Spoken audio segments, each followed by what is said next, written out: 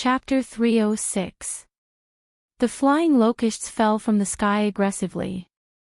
There was no sign of the young man's chi dynamic. He did not dodge and reached out to deflect a few arrows. Those that could not be deflected in time were shot at his body. However, the arrows that were shot at him were all broken as if they hit a metal rock. It was the result of hitting a rock with an egg. A few arrows that were calculated in the direction of the young man's escape hit the ground and created a burst of sparks. It was obvious that the archer's strength was great and the arrow's momentum was fierce. This made the scene even more strange. Since the young man did not use chi dynamic to strengthen his body, how could he deflect those arrows? The guests of Mount Hui who knew their stuff looked at each other in dismay. Huang Fong Fo said indifferently, "What a good-born Vajra state. In the past, I only heard the seniors talk about strange things and I did not dare to believe it. Today, I have opened my eyes." At the edge of the guests, there was a handsome man who was waving a fan in autumn. Although he had a pair of peach blossom eyes, there was an evil aura around him. There were more than 10 women painted on the front and back of the fan with their names and families written on it. There were more than 20 words to describe their romance. These women were all under his evil clutches. There were more than 10 fan of beauty and they were all carefully kept. They said that they were to be passed on to their descendants as family heirlooms. This self-proclaimed master of love and painting had been unrestrained in these years. If he had not poisoned a county chief's daughter 2 years ago and completely angered the government, he would not have come to Mount Hui to live under people's skin. The mountain was not as happy as the foot of the mountain. It was true that Mount Hui had beautiful mountains and clear waters and beautiful women, but this land's happiness was exclusive to the direct descendants of Xianyuan. He had been dissatisfied for a long time and complained a lot. This person's reputation was extremely bad. It was hard to imagine that such a perverted thief who everyone wanted to kill could write so many heroic poems that said, "Life is only 100 years, but to scold to one's heart's content for eternity." When he saw the young man who was said to be the heir of Beiliang with a sword, he was quite displeased. There were 2 kinds of people he hated the most in his life. One was ugly women who would dirty his eyes. The other was men who were more handsome than him. He could ignore the former, but the latter would most likely be tortured by him until they were disabled. The young man's strength was amazing, but he thought about it and saw that the young man's expression was dull and dull. He felt that he was just a brute. He was not afraid of this at all. To be a flower thief, the most important skill was to be able to escape. Therefore, his lightness skill could be ranked at the top of Mount Hui where there were many masters. He felt that staying in Mount Hui was really boring. Some of the beautiful women were divided up and could only be seen but not eaten. It was too annoying. Mount Hui was full of hidden dragons and crouching tigers. Climbing over the wall to pick flowers was no different from suicide. It was better to go down the mountain and out of sight. 2 years had passed and he was almost out of the limelight. It was time for him to reappear in Jianghu. Those juniors who only knew how to secretly use aphrodisiac to ravage women were really a disgrace to him. Flowers were not to be picked like this. The highest level of flower picking was to pick them and enjoy them before planting them back in the pot. This way, they would be more delicate and beautiful than rashly breaking them and losing their vitality. Since he was going down the mountain, he had been eating and drinking well in the Bull Gang for 2 years. He had to return a favor. Today's situation was tricky. He was sure that many of the guests in Mount Hui were afraid of the king of Beiliang's name and did not dare to make a move. But he was different. Behind the mountain, I don't care if you're the king of heaven or a different surname. Huang Manor turned around and looked at Su Fingnian. After getting permission from his eyes, he started to run. You're not allowed to use such a desperate move like the Overlord's armor removal. If you can't beat us, then run. It's okay to lose face. As long as there's life, there's hope. Sooner or later, we'll be able to get back at you. His Royal Highness turned around and teased Bluebird. As he spoke, he felt a little regretful. It was a pity that Wenhua wasn't present. Otherwise, in such a lively scene, he might not be good at fighting, but his scolding skills were definitely at the peak. He could scold people until smoke came out of their 7 orifices. His 18 generations of ancestors, generation after generation, he wouldn't repeat half a word. Su Fengnian, who had learned a lot of verbal skills from the village women, had to admit that he was inferior and was unwilling to admit defeat. That year, when he met Xianyuan Qingfeng, whom he mistakenly thought was Xianyuan Qingfeng, it was nothing more than a fart of 2 debauches refusing to give way to a well-bred young lady. Fighting was nothing more than swallowing the humiliation. But that bastard Wenhua's mouth was really undisciplined and out of control. He called a dog his father and called her mother. He even spouted nonsense about how her armpit hair had a body odor that could smoke mosquitoes. He even did the vulgar action of taking off his pants and revealing his 2 buttocks in public. Even if Xianyuan Qingfeng was a bodhisattva with a good temper, he would still get angry and beat him up. This time, on this trip to Mount Hui, he didn't have Wenhua, who was comparable to a land immortal in terms of quarreling skills, to accompany him. Bluebird held her spear and rushed out. Her figure wasn't as surprising as Huang manners. First, it was the foolish youth, then it was the delicate girl. Other than that old god of swords, Li Chungang, this Bailiang prince didn't have any other capable experts. Long Xuanyu followed the rules and asked Xianyuan Jingyi to fight. Almost at the same time, a guest elder with firm and fierce fist techniques also stepped out. Long Yuxuan saw the green-clothed female servant coming over with her spear. Xianyuan Jingyi didn't need him to say anything and signaled Long Yuxuan to deal with that impetuous girl. The youth was handed over to another guest elder to capture. The outcome was decided. Xianyuan Jingyi could be considered to have guessed the outcome, but the outcome was already decided on his side. Chapter 307. It was unknown if the guest elder, who was famous for his fist techniques, had underestimated him, but in just one exchange, he was forcefully blocked by that young man's fists. His body didn't move, but his feet sank deep into the shattered floor. Then, with a punch, the guest elder's head was chopped off. It wasn't accurate to say that it was chopped off, the entire head was smashed away by the young man. The scene was extremely bloody and cold. Long Yuxuan, who was laughing loudly and floating towards the lady in green, was about to tease her when he caught a glimpse of this scene from the corner of his eye. He was so frightened that he swallowed his words.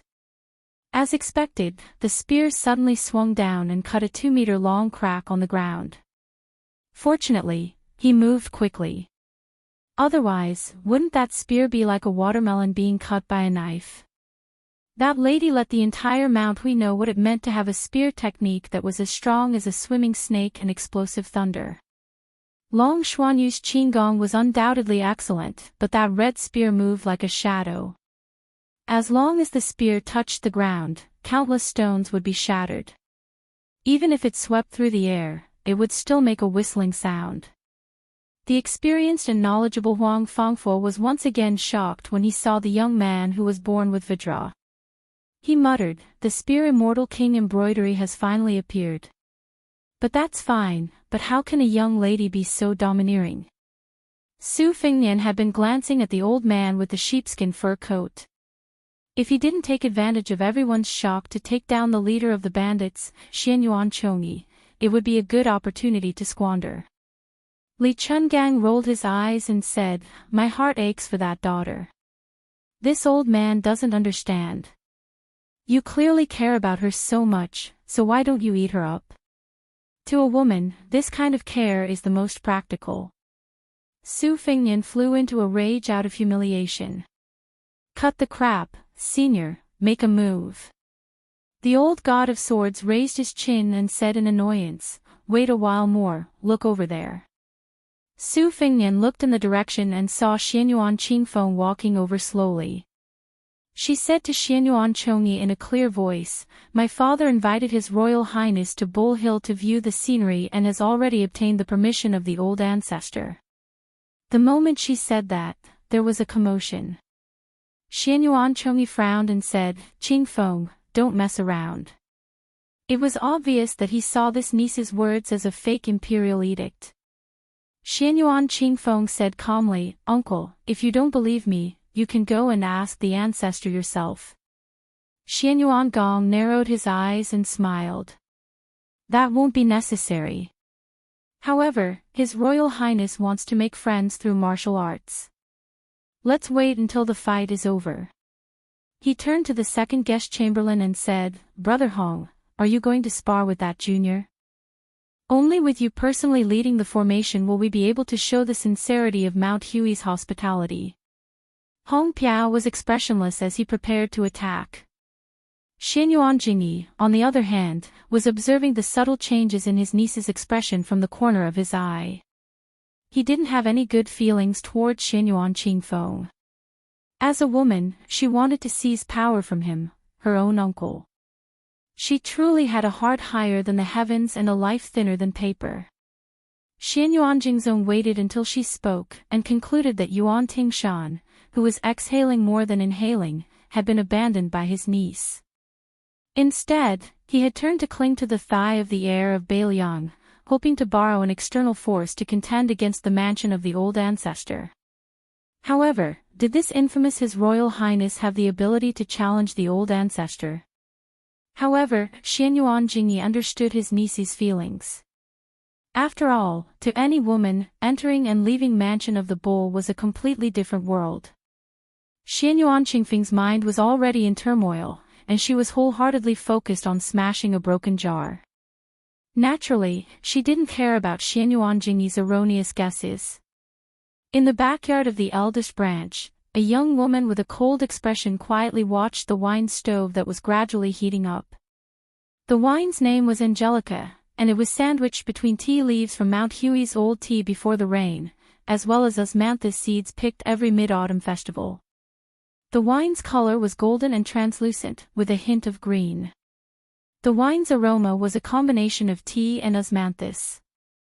It was slightly bitter in the mouth, but when tasted carefully, it lingered for a long time with an endless aftertaste. This wine had the meaning of, after bitterness comes sweetness, but it wasn't popular in Mount Hui. Mount Hui was also known as Yaozhao Mountain. In the ancient book, Classic of Mountains and Seas, it was recorded that Yaozhao Mountain had many osmanthus trees. However, after the Xianyuan family occupied this blessed land, they enjoyed a peaceful life for several hundred years. Perhaps it was because their good fortune didn't last long, and their luck gradually decreased, causing the old osmanthus trees to die one by one. Last year, even the only remaining osmanthus tree named Tangue, which had a lifespan longer than the 1,600 years of the Taoist master's residence on Mount Longhu, had withered. Therefore, apart from a few jars of wine brewed from the osmanthus seeds last year, this Angelica osmanthus wine had become extinct. Everyone in Mount Hui knew that the eldest son of the first wife, Xianyuan Jingqing, was an absurd person who was addicted to drinking Angelica osmanthus wine from the books of the sages. The older generation remembered even more clearly that every year on Xianyuan Qingfeng's birthday, this scholar, who was once delusional enough to want to pass the imperial examinations and leave the mountain and was unwilling to practice martial arts, would bring his young daughter to Tangue to have his height carved. However, after the age of 15, the precocious Xianyuan Qingfeng treated this matter as a disgrace and didn't want to do it again. Thus, he drifted further and further away from his father.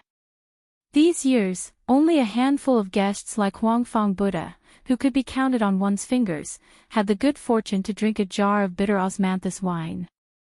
Xianyuan Jingqing liked the bitter taste when he drank and lived up to his reputation as an eccentric. Every year, Xianyuan Jingqing brewed 3 jars of Angelica osmanthus wine. 2 jars were sent to the courtyard, and he only had 1 jar left. Therefore, he never had enough wine, but here, he never drank. He let the 2 jars of wine sit idle every year. Year after year, the more jars there were, the more mellow the aroma of the wine became. She finally opened a jar of wine and brought in a set of wine utensils that had been sealed for many years. The wine utensils were made by that man himself. In any case, other than practicing martial arts, that person seemed to be good at everything. Sitting alone, she filled a cup of wine and placed it on the table, as if she was hesitating whether to drink or not. She began to hate herself for no reason and reached out to slap the wine cup away. After a while, she stood up to retrieve the wine cup. Only then did she discover two small lines of words engraved at the bottom of the cup. The handwriting was clear and elegant. Life is bitter, so long as the right person returns. Chapter 308. Dark clouds loomed over the great snow plateau. A storm was coming. Do you want to shake Kunlun? After hearing his grandson Xianyuan Jingqing's words, Xianyuan Depan raised his head and laughed heartily. He did not mind the imminent battle. This was not because Xianyuan Depan was conceited. He counted the opponents that the hunchbacked old man had challenged before. When he was 20 years old, he challenged the family's ancestor and caused him to be seriously injured. When he was 30 years old, he fought the spear Immortal Wang Xiao and was slightly inferior. When he was 40 years old, he single-handedly entered the sword tomb of the Wu family and forced the sword crown of that generation to use the flying sword technique. Although he was defeated, it was still a glorious defeat. After the Battle of the Sword Tomb, he comprehended swordsmanship for 10 years and was confident that his swordsmanship was comparable to that generation's sword god Li Chungang. Not to mention that Xianyuan Depan also competed with the immortal Qi Xuanjun during this period of time. It was natural that he was defeated.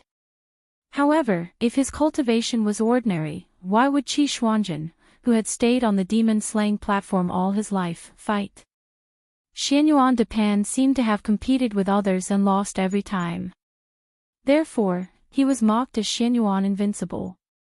However, not to mention Qi Xuanjun, the only person in 500 years who could compete with Ancestor Lu, and Li Chungang, who was invincible in the secular world at that time, even the most inconspicuous Gu Jiantang now had extraordinary swordsmanship. If he claimed to be second, no one dared to claim to be first. In this way, how many people dared to underestimate this ancestor of the Xianyuan family? Xianyuan Depan had lived for nearly 100 years. He was different from Li Chungang, whose realm was declining day by day and eventually could not recover. Generally speaking, he had been steadily improving. People predicted that he had reached the celestial state when Xianyuan Depan was in charge of the dynasty. In these years, he had devoted himself to dual cultivation and devoted himself to fusing Confucianism, Buddhism, and Taoism into one. With Xianyuan Depan's age and strength, it was not impossible for him to reach the realm of Earth Immortal. After Qi Xuanjun ascended to immortality, there was no longer a Jinren of this realm in Longhu Mountain. Once Xianyuan Depan achieved immortality, the hatred of the past would be returned to the ancestral court of Taoism. At that time, even if Gu Jintang's swordsmanship was superb, how could he be a match for an Earth Immortal? Those who were well-informed speculated about Li Chuangong's ascension. The one-armed old man wanted to use Xianyuan Depan to establish his authority. Most of them were not optimistic about the old god of swords, whose realm had declined greatly. The busybodies of Jianghu had specially placed bets on the outcome of Li Chungang and the various first pin masters. Without exception, the odds were extremely high, indicating that they did not have high hopes for Li Chungang. As for the odds against Wang Xianji and the new god of swords, Dong Tai, the odds were about 5,000 taels of silver on Li Chuangong's victory. Jianghu was forgetful and fickle, just like the saying that scholars despised each other since ancient times. Xianyuan Depan's 10 years of seclusion showed that his realm had improved greatly. His sideburns had turned from white to black. It was a clear proof that he had returned to his original state. It was a mysterious sign of becoming an immortal Jinren. When Qi Xuanjun was slaying demons on Mount Longhu, he was 70 years old but his appearance was as handsome as a young man. Xianyuan de Pan was not in a hurry to make a move. He had waited for 20 years and finally, this day had come. Usually, as he got older, his patience would get better. Xianyuan de Pan looked at his eldest grandson from afar who was not tainted by worldly affairs. There was no emotion in his eyes. To him, blood relations could be heavy or light. If he was obedient and had the potential to become a dragon, then he would nurture him. If he was a good-for-nothing with mediocre roots, then even if he was his biological grandson, then he would simply abandon his intentions. Since when was Xianyuan de Pan the kind of elder who liked to play with his grandson? The joy of family relationships was not worth mentioning compared to his own immortality. He made an exception and gave this eldest grandson whom he had high hopes for another chance. The first time was during Xianyuan Jingqing's coming-of-age ceremony. He asked him if he was willing to learn martial arts. Unfortunately, this stubborn child insisted on learning from Sun Ping of Zhejiang City. Xianyuan de Pan was really amazed by this grandson's talent. Even if he was an unpolished jade for the rest of his life, it would be good to just leave him at home and collect dust. Later on, Xianyuan Jingqing met the woman in distress and returned to the mountain to beg for help from his family. Xianyuan de Pan then gave him another chance. However, this grandson who had wasted his talent actually refused again. Xianyuan de Pan was furious and no longer regarded him as his eldest grandson. He turned to nurture the less talented but ambitious Xianyuan Jingxian. Later on, that woman actually took the initiative to ask for dual cultivation. Xianyuan de Pan was just going with the flow. Since he had decided to abandon Xianyuan Jingqing, it was fine to have a young granddaughter-in-law who was suitable to be a human cauldron. Xianyuan Pan looked indifferently at the tornado that was attracted by Xianyuan Jingqing's abundant qi. It was in the shape of a giant funnel, and the root of the wind spun violently on the great snow plateau as if it reached the heavens. It continuously tore down the black clouds in the sky, becoming more and more intense. Xianyuan Jingqing stretched out one hand and drew an arc, while his other hand slowly lifted upwards. He said softly, "Rise again." Another huge tornado appeared in the sky on the left side of the great snow plateau. The phenomenon of heaven and earth revolved around the dragon axis, causing endless wind and sand to blow. In one go, Xianyuan Jingqing's aura skyrocketed, but it did not show any signs of weakening. He clenched his hands into fists, and his qi instantly climbed to the peak. He said slowly, "Rise 3 times." A tornado appeared on the right side. On the great snow plateau, 3 dragons draw water. Xianyuan Pan's gray hair was messed up by the strong wind. He said calmly, "Stealing the power of heaven and earth, is this your heavenly phenomenon stage? This kind of opportunistic behavior is fine for scaring people, but if you want to hurt me, it's really laughable." Xianyuan Jingqing did not say anything. The 3 tornadoes surged with heaven's might and quickly moved towards the motionless Xianyuan Pan. The 3 dragons suddenly converged and pressed down on Ancestor Huishan, who was in the center and did not bother to dodge. Good timing. Xianyuan Pan laughed loudly. His hands hooked into claws, and his left hand reached out into the 2 tornadoes. The vast sea of qi that contained the accumulation of nearly 100 years of internal energy began to exert its power, rolling like a boiling boiler. The reason why he looked down on Xianyuan Jingqing's heavenly ability was related to Xianyuan Pan's own cultivation. Generally speaking, the saints of the 3 sects each left behind bits and pieces of information for the future generations to figure out the great Tao. Among them, Zhang Suxing of the North proposed that reading books would nourish the righteous energy of heaven and earth, and also said that if the great people did not live in peace, they would be famous. Therefore, the experts who entered the great realm of martial arts through Confucianism were extremely good at resonating with heaven and earth, and using their own strength to stir up heaven's secrets. This was undoubtedly an extremely grand and magnificent scene, but in the eyes of Xianyuan Pan, who used strength to prove his Tao, it was just a joke. This ancestor did not worship heaven and earth as a master, and only believed in his own 2 fists. He was the same as Li Chungang, who wanted to make the world tremble and gods weep when he used his sword. All the talk about not being able to achieve Tao and floating on the sea, and all the talk about suffering in this world and blessings in the future were all nonsense. The more Xianyuan Pan studied the profound meaning of the three sects, the more firm he was in his original path. He had two hands, and even the immortals, Buddhas, demons had to obediently retreat and get lost. Moreover, Xianyuan Pan had a clear goal, which proved that the path he chose was not only feasible, but also extremely correct. Wang Xianji of the martial emperor city.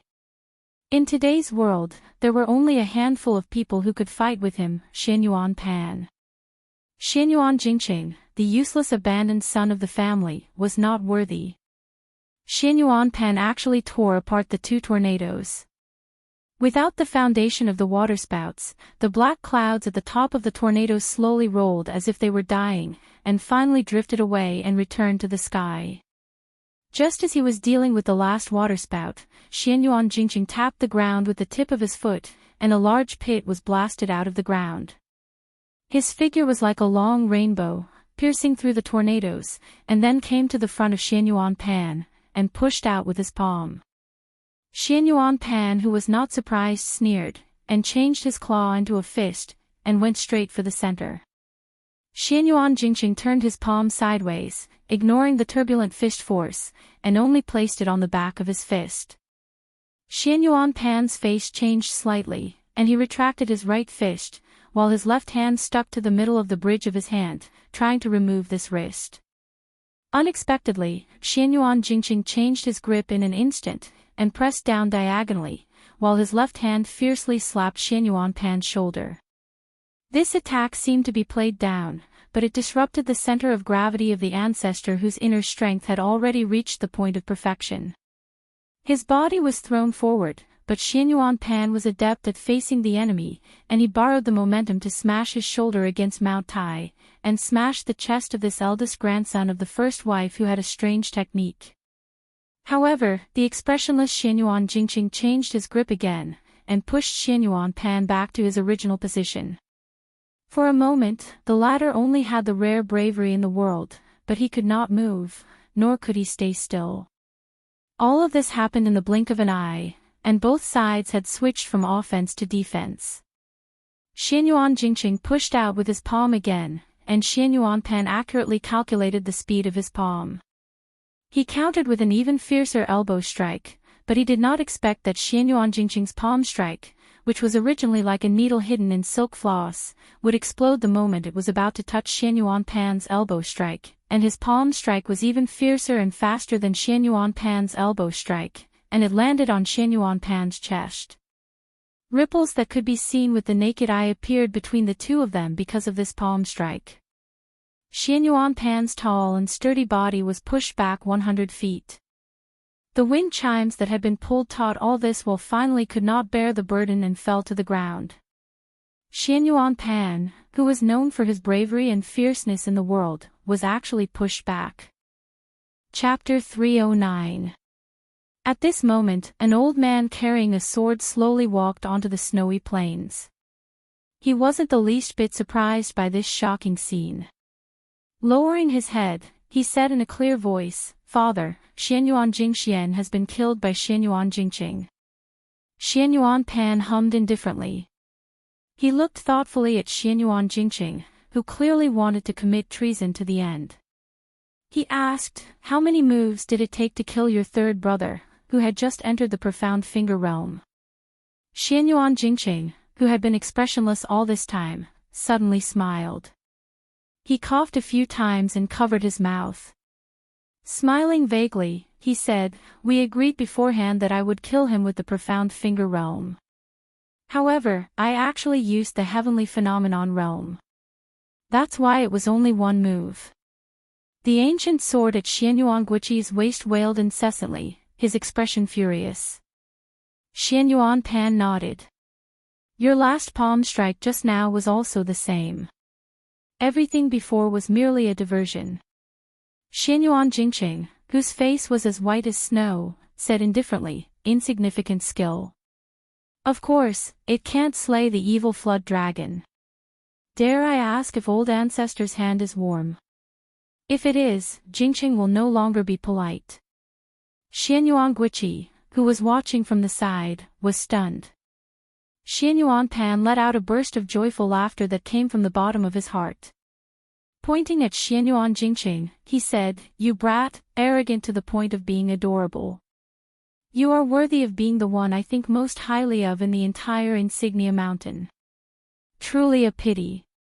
Xianyuan Jingqing covered his mouth and coughed a few times. Raising his head to look at the rolling black clouds, he softly said, "When I was young, I read that an ant trying to shake a large tree was laughable and overconfident. At the time, I only thought it was laughable. Later, after careful consideration, I thought that changing the word laughable to respectful was not bad. An ant trying to shake a large tree was laughable and overconfident?" Of the 3 generations of Insignia Mountain, Xianyuan Jingxian was already a dead man, and Xianyuan Jingqing was also about to die. Xianyuan Jingqing retracted his gaze. With one hand behind his back and the other extended, he loudly said, "Xianyuan Jingqing invites old ancestor to die." Xianyuan Guiqi was immediately frightened speechless. When had his sickly cat-like eldest son become a fierce tiger that could bite and fight with his father, Xianyuan Pan? Insignia Mountain, which boasted of enjoying the blessings of the continent, was unable to escape the fate of 2 tigers. On the snowy plains of Mount, a storm. Over at the East sect, Xianyuan Jingyi was truly enraged.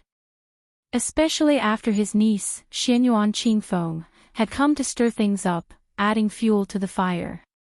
Did that sloppy young heir really think that he had come to Mount Hui to enjoy the scenery? My Mount Hui and our neighbor, Mount Longhu, are mutually supporting each other. Even Prince Xiao Yi of Guangling, who is second to none in the southeast of the empire, dares to defy us. You, who has roots far away in Beiliang, and His Royal Highness, who has yet to inherit the throne, dares to behave atrociously here. It was true that he was wary of this Beiliang dragon, but he wasn't really afraid of him. The one that Xianyuan Jingyi didn't dare to use his full strength to crush wasn't Su Fengnian, who only had skin and a title. It wasn't even Li Chungang, who was still ranked 8th in the world. It was that crippled butcher. Xianyuan Jingyi cast a sidelong glance at Xianyuan Qingfeng and coldly snorted. This little bitch who lives off others while helping others. As expected of the daughter of that shameless woman. She wants to borrow power to reverse the decline of the first wife's branch. As a little bitch, she doesn't feel ashamed to show her face in public. First, it was that uncouth brat from the countryside, Yuan Tingshan. Then, she threw flirtatious glances at the influential Song family. Now, she's even seduced the heir of Beiliang, who has a terrible reputation. The Xianyuan family's reputation has been completely lost. Xianyuan Jingyi's expression turned warm. He turned his head and smiled at the guest that he relied on the most. "I've troubled Brother Hong." Hong Yu indifferently replied, "It's my duty." Huang Manor, who had smashed the guest's head with a single punch, had nothing better to do. From time to time, he would stretch out his leg and kick the headless corpse's hand. Everyone from Mount Hui felt their hair stand on end. The youth, who was born with unparalleled physical strength, grinned when he saw Hong Yu step out. At this moment, the head steward of the second branch hurriedly ran over. A guest that had been worshipped by the third branch had ill intentions and tripped him. The steward fell flat on his face. He didn't even care about glaring at the guest and only cared about getting up and rushing to his master, Xianyuan Jingyi's side. For some reason, this steward felt a chill run down his spine. His lips trembled as he stood on tiptoe and whispered in his ear, "Third master is dead." Xianyuan Jingyi thought he had misheard and frowned. "What did you say?" The steward's body trembled as he repeated in a trembling voice, "Third master, Xianyuan Jingxian is dead." Xianyuan Jingyi's eyes widened, but he immediately suppressed his shock and tried his best to remain calm. "How did he die?" The steward, who seemed to be trying to resist the chill of early autumn, covered his chest with his hands and lowered his head. First Madame said that Xianyuan Jingqing killed him. Xianyuan Jingyi finally couldn't hold back his anger. Bullshit. The steward said with a sullen face, it's true. Third Master's corpse is still lying in the courtyard. No one dares to touch it. Xianyuan Qingfeng, who was well aware of the situation, sneered. She had never felt so carefree and happy before. His Royal Highness, whose nature was to wish for the world to be in chaos, was moved when he saw this scene. Blue Bird was currently chasing after the man with the fan like a stray dog. Su Fengnian laughed loudly. Blue Bird, come back, come back. This great bull gang's backyard is already on fire. Xianyuan Jingqing killed Xianyuan Jingxian. Brothers killing each other is lamentable and lamentable. The crowd was in an uproar. The guests weren't blind. Aside from a few martial fanatics who didn't know much about the world, most of them were shrewd people. When they connected the dots with Xianyuan Jingyi's abnormal behavior, they knew that the Bailiang heir's earth-shattering words weren't too far from the truth. Was the towering tree of Mount Hui going to fall? When the tree falls, the monkeys scatter. Those who ran too slowly would be crushed to death by the tree. Especially those who tied their lives to the tree branches with ropes. They were destined to die the most miserable deaths. But would it fall? Would Mount Hui really change? Almost everyone didn't believe it. Even if Xianyuan Jingqing really did kill Xianyuan Jingxian, as long as the Grand Ancestor was present, the situation wouldn't change. As for how Xianyuan Jingqing killed Grandmaster Xianyuan Jingxian, no one could figure it out no matter how hard they racked their brains. They might as well not think about it. Instead, they turned their attention to His Royal Highness, who had caused a huge commotion as soon as he came up the mountain.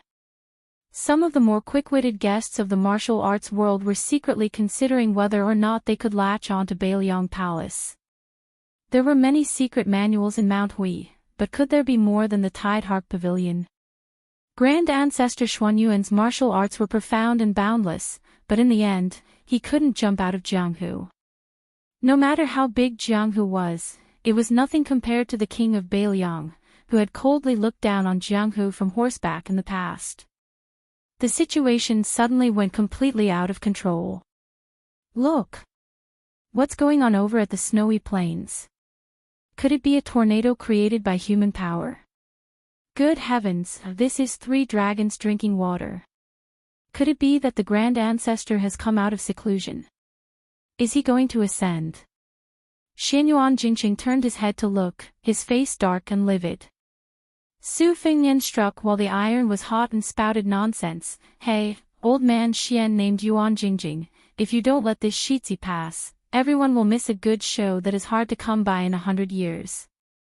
Xianyuan Qingfeng very tactfully added flowers to the brocade and calmly said, Uncle, His Highness came up the mountain at my father's invitation and has the Grand Ancestor's permission. Xianyuan Jingqing was hesitant. Dirty linen shouldn't be aired in public. If he let that jinx pass, he would lose face. But if he insisted on a deadlock and allowed the heir to slander him, the hearts of the people of Mount Hui would be shaken. Wait a minute. Xianyuan Jingqing's mind immediately turned. If what the steward said was true, then his third brother Xianyuan Jingxian was already dead, his eldest brother had gone to the snowy plains to seek his own death, and his father Xianyuan Guiqi had no intention of becoming the head of the family. In the future, when the Grand Ancestor ascended to immortality, who would be in charge of Mount Hui? It was truly a case of searching high and low for something, only to find it by chance. Xianyuan Jingqing was overjoyed, but he still looked like he was in a dilemma. Everyone held their breaths, patiently waiting for Xianyuan Jingqing's decision. Is it going to rain? Su Fengnian looked up at the sky, then turned to Xianyuan Jingqing with a smile. Let me pass, and an umbrella. That won't be difficult, right? Xianyuan Jingqing's face was angry, but he clearly took a step back. He calmly ordered the steward beside him, go get an umbrella. Su Fengnian brought all of his men to the snowy plains, but Xianyuan Jingqing only brought his 2 trusted aides, Wang Fangfua and Huang Fangfua. Xianyuan Qingfeng brought up the rear. Some scenes that she thought she had long forgotten suddenly appeared vividly in her mind. That man who mocked himself for being tasteless if he didn't read for a day, had personally taught her how to read, saying that as long as she opened a book, it would be beneficial, but she didn't need to understand it. He taught her how to write, and said that at the beginning of the book, she could use clever phrases to attract people's attention, causing them to be amazed at first sight, but it didn't matter if she started strong but finished weak. He had once let his young self ride on his neck, saying with a smile that dogs don't bark well, and humans don't speak well. If she wanted to be a good person, she should learn from dogs. At that time, Xianyuan Qingfeng was still young and didn't understand anything. When she reached an age where she could understand, she only had prejudice and contempt for him because she was too stubborn. All these years, she only had disdain and ridicule for his poems and essays.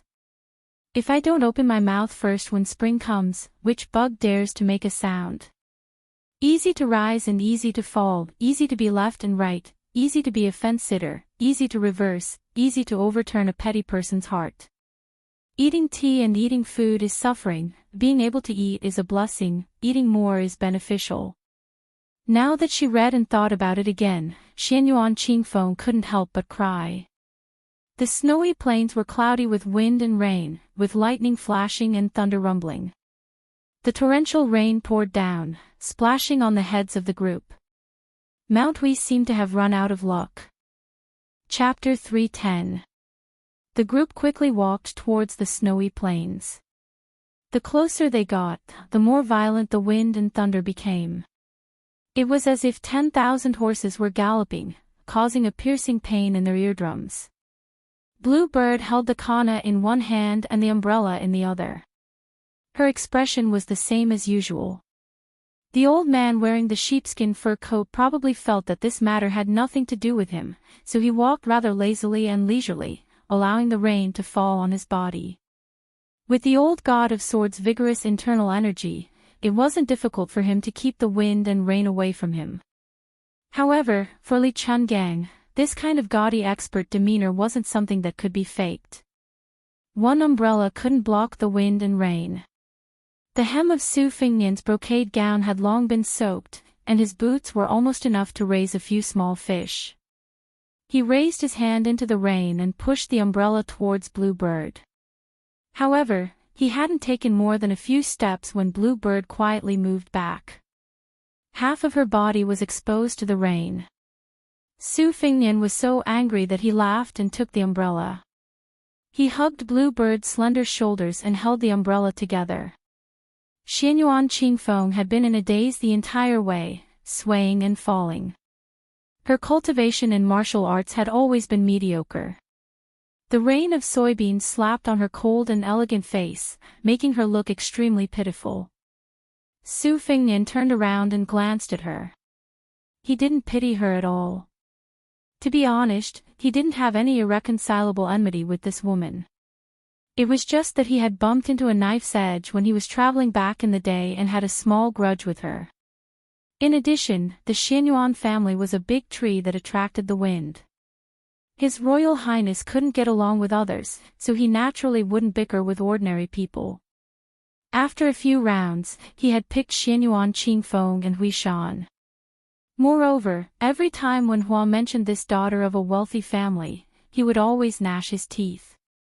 As brothers forged in times of trouble, Su Fengnian had to vent his anger no matter what. He remembered that when Su Fengnian was playing wild chess to earn money, when Hua would pretend to be a chess player to win some copper coins, so as to lure the spectators into the trap. When Su Fengnian quarreled with others, he would say that a gentleman uses his mouth and not his fists. He would appear to be trying to mediate the fight, but he would shout with all his might to stop the fight, but in reality, he would kick those bastards who lost in chess but refused to pay up. Usually, after a fight, the other party would inexplicably suffer countless monkey plucking peaches or black tiger digging out the heart. Their entire body would be covered with Wenhua's footprints. When they finally came back to their senses, they were already lying on the ground without the strength to fight back. As for Wenhua, he admired Su Fengnian from the bottom of his heart. He remembered that once at the Lantern Festival in Lu Province, the two fellows saw a young lady in front of them. Her waist was really thin, so thin that it made people worry that her waist would be broken if they twisted it. Su Fengnian made a bet with Wenhua that he could hug Gu Liang's small waist without being hit. How could Wenhua be willing to believe it? As a result, Su Fengnian indeed openly put his hand on that young lady's small waist and even intimately whispered something into her ear. After that, Wenhua's eyeballs almost fell to the ground. That young lady first glared angrily at Su Fengnian, but after hearing what he said, her eyes instantly became as gentle as water. She only glared fiercely at Wenhua, but she did not struggle free. Su Fengnian immediately let go of that seductive small waist and chatted and laughed with the young lady. His hand, however, made a kneading gesture on her small perky buttocks for Wenhua to see. Until now, Wenhua still did not know how Su Fengnian did it. In fact, it was very simple. Su Fengnian told that young lady that Wenhua behind her was a perverted thief with bad intentions. He was protecting the flower. The pitiful Wenhua had looked at every woman in the past with eyes full of lust. Let alone a perverted thief, even if he was a great perverted thief who mercilessly destroyed a flower, the young lady still believed him without a doubt. Su Fengnian hugged Bluebird's damp shoulders tightly and said with a soft laugh, "You called me young master when a few times. Wenhua will really remember you for many years." Bluebird gave a puzzled grunt. Su Fengnian turned his head and stared at her face that could be considered delicate, but he never got tired of looking at it. He smiled and said, "It's nothing. My mind accidentally went astray." Xianyuan Jingyi walked at the very front, the little abacus in his stomach crackling loudly and loudly. After his eldest brother had caused the death of Xianyuan Jingxian, who was at the Grand Master realm, he still dared to come to Bull's Descent Snow Plateau. Even if he brought a bramble to ask for punishment, he still wouldn't be able to get anything out of it. The old ancestor's temperament was hard to predict, but there was no doubt that he liked to seek revenge for the smallest grievance and to weigh the benefits extremely well. His eldest brother, Xianyuan Jingqing, had obviously studied to the point that he had become a cripple. It was one thing for him to be content with his useless studies, but how could the old ancestor easily forgive him for using some unknown method to kill his third brother, whom he had placed such high hopes on? That niece of his who was fiercely siding with outsiders was acting abnormally. There was a suspicion that a broken jar would be smashed. In Mount Hui, how could a woman have the slightest chance to stand out? Grand Guest Elder Huang Fangfu's expression was calm, but Hong Piao, on the other hand, seemed to be distressed. Xianyuan Jingyi didn't pay attention to these minor details. Stepping onto the snow plateau, Xianyuan Jingyi immediately caught sight of the old ancestor's imposing figure. His qi leaked out violently like a tide, as if he was holding up a large umbrella, repelling the raindrops from 3 feet away from him. He then looked at his eldest brother, Xianyuan Jingqing, who was standing in the field like a drowned rat, covering his mouth and coughing. You Confucian scholars scrupulously abide by the words of the northern sage Zhang, who said that you should cultivate your body, govern the country, and bring peace to the world. But let me ask you, Xianyuan Jingqing, what kind of body do you cultivate, what kind of family do you govern? After living your whole life, you can't even protect your wife and daughter. Other people reincarnate to be free and unfettered. Ha, it's fine if you don't reincarnate. The wind whistled at the top of the mountain, but old ancestor Xuanyuan's arrogant laughter was even more ear-piercing. According to common sense, Xianyuan Jingqing was far from 50 years old. It was appropriate to say that he had lived half his life, but Xianyuan Great Plate said that he had lived his whole life. It was obvious that he had seen through Xianyuan Jingqing's method of fighting for the realm at the cost of his life. Moreover, the old ancestor didn't intend to let this scholarly and crafty junior continue to live. It was enough for Mount Hui to have one land immortal. What was the point of enjoying the land immortal alone? If there were two, what kind of scandal would it be? How could he enjoy the land immortal alone? If Xianyuan Jingqing was willing to practice martial arts according to his wishes, Xianyuan Great Plate wouldn't mind letting him take over Mount Hui after he ascended. But if Xianyuan Jingqing could compete for the land immortal in his lifetime, Xianyuan Great Plate would definitely strangle him. It would be best if I could ascend. If I worked hard for 100 years to seek immortality without any results, after I died, who would care about the rise and fall of the family? My children and grandchildren would have their own fortune. Whether it was glory or disgrace, I, Xianyuan Great Plate, wouldn't care about this damn thing. When Xianyuan Jingqing heard this, he finally ate a pill of reassurance. There was no deviation in the development of the situation. This time, the old ancestor wouldn't tolerate his big brother's misdeeds. He was curious about how his big brother could kill Xianyuan Jingxian, who had already entered the finger-profound realm. Xianyuan Jingqing believed that he had the right time, place, and people to sit in charge of Mount Hui, but he still couldn't do it. Xianyuan Jingqing inadvertently saw his father's expression and was shocked. Why was his father so serious? Then Xianyuan Jingqing said something that made Xianyuan Jingqing sluggish. Heaven's evil can be forgiven, but the evil you bring upon yourself is the hardest to bear. Today, Xianyuan Jingqing was only enforcing justice on behalf of the heavens and sweeping away the 500 years of accumulated dust of Mount Hui. As for how much can be swept away, that would depend on the will of the heavens. In half a cup of tea's time, you exchanged 216 moves with the old ancestor as a heavenly image cultivator. Does the old ancestor have any chance of winning? Why use words to boost your courage? Xianyuan Great Plate, who had already accumulated power in Mount Hui for 60 years, was very calm. He said tit for tat, you did your best without regard for your life, but did you ever hurt me?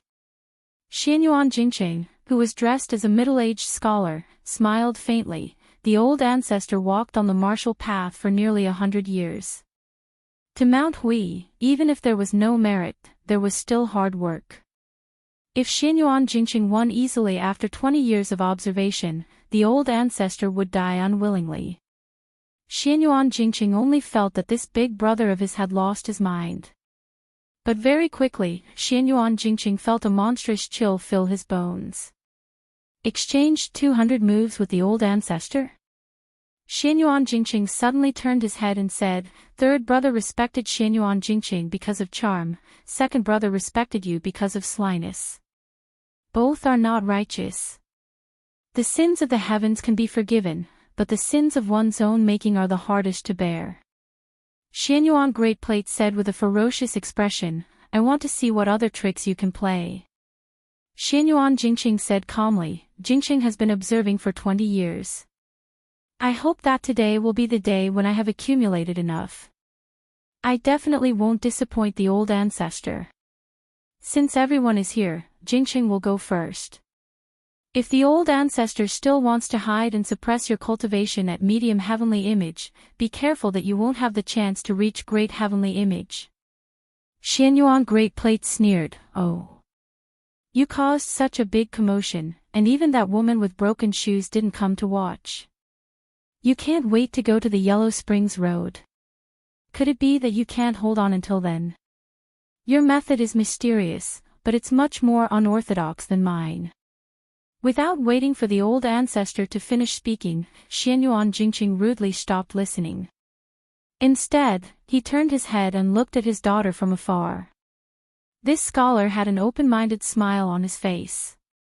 Cultivating one's body was the correct heart. Scholar Mo Dao didn't have the courage to ask the heavens and earth to sink into the sea. Successful people didn't only have extraordinary talents, they also had to have a tenacious will. Xianyuan Qingfeng's mind flashed by, and those poems and essays appeared one by one. I've become a land immortal. Xianyuan Jingqing closed his eyes. He was bleeding from his 7 orifices, but his expression was calm as he spread out his hands. It was as if he wanted to encompass the entire world. With him as the center, the accumulated water on the snowy plains exploded outwards. In that instant, 9 bolts of lightning came from the heavenly court. Li Chungang, who had been silent all this time, sighed, "How is this kid a Confucian scholar? He's clearly a Confucian saint." Chapter 3:11. The heavenly thunder was as thick as a tree. In the blink of an eye, it was projected onto the great snow plateau, exploding 9 large holes. Fortunately, the spectators were all safe and sound. The great snow plateau was divided into 2 parts by the Confucian scholar Xianyuan Jingqing. The 9 purple serpent-like thunder and lightning struck the great ancestor Xuanyuan's side. The old man was so arrogant that he didn't even try to dodge. His fist, which was as big as a bowl, smashed towards one of the purple thunder pillars. Upon contact, the earth trembled and the mountains shook. The great ancestor Huishan stood firm, but one of his sleeves was burned to ashes. The remaining purple thunder and lightning flickered, making him look like a divine general of thunder. Xianyuan Guiqi's strength was outstanding and his realm was profound. He had already understood the mandate of heaven, but after seeing this scene, his heart was still in turmoil. In Mount Hui, only he was qualified to say a few words to the cold-hearted Great Snow Plateau. However, he was still far from being on equal footing. Even if Xianyuan Guiqi was a great grandmaster of swordsmanship, he still had to be submissive and respectful in front of the Great Snow Plateau. Before the destruction of the Forbidden Villa, Huishan Xianyuan was known as the North Gashu and the South Xianyuan. His martial arts foundation was very long, and he learned a lot from many people. Other than a few exquisite and unique mental cultivation methods, the elders mostly taught the younger generation according to their aptitude. Xianyuan Guiqi was known as having an innate sword embryo since he was young, so he started to practice swordsmanship early. Now, there were 3 people in the current generation with the surname Jing. According to the custom, when they were 1 year old, they had to grab a book. The 3 people were different. Xianyuan Jingqing grabbed a book called the Spring and Autumn Annals, while Xianyuan Jingxian and Xianyuan Jingxian grabbed 2 martial arts secret manuals. In the next generation, because there were many children, it became more and more complicated. Xianyuan Qingfeng grabbed a jade rui, while Xianyuan Jinggong's eldest son, Xianyuan Qingmong, picked a string of bells. There were all kinds of strange things. Su Fingnian was about to ask when the old god of swords tilted his head and scratched his ear. It seemed that he did not feel any sense of accomplishment because he could not dig out the earwax. He said in a bad mood, "Open your eyes and watch carefully. The next 2 people are competing with something that can't be bought with money. Their moves may be ordinary, but after returning to the basics, it is nothing more than simplification. However, the flow of qi and timing are the key. For swordsmen like us, in the end, the sword is nothing more than a horizontal, vertical, and diagonal slash. Why is it that ordinary people use swords so inflexible, but brilliant swordsmen can generate upstanding qi? Sword immortals can fly and cut off heads.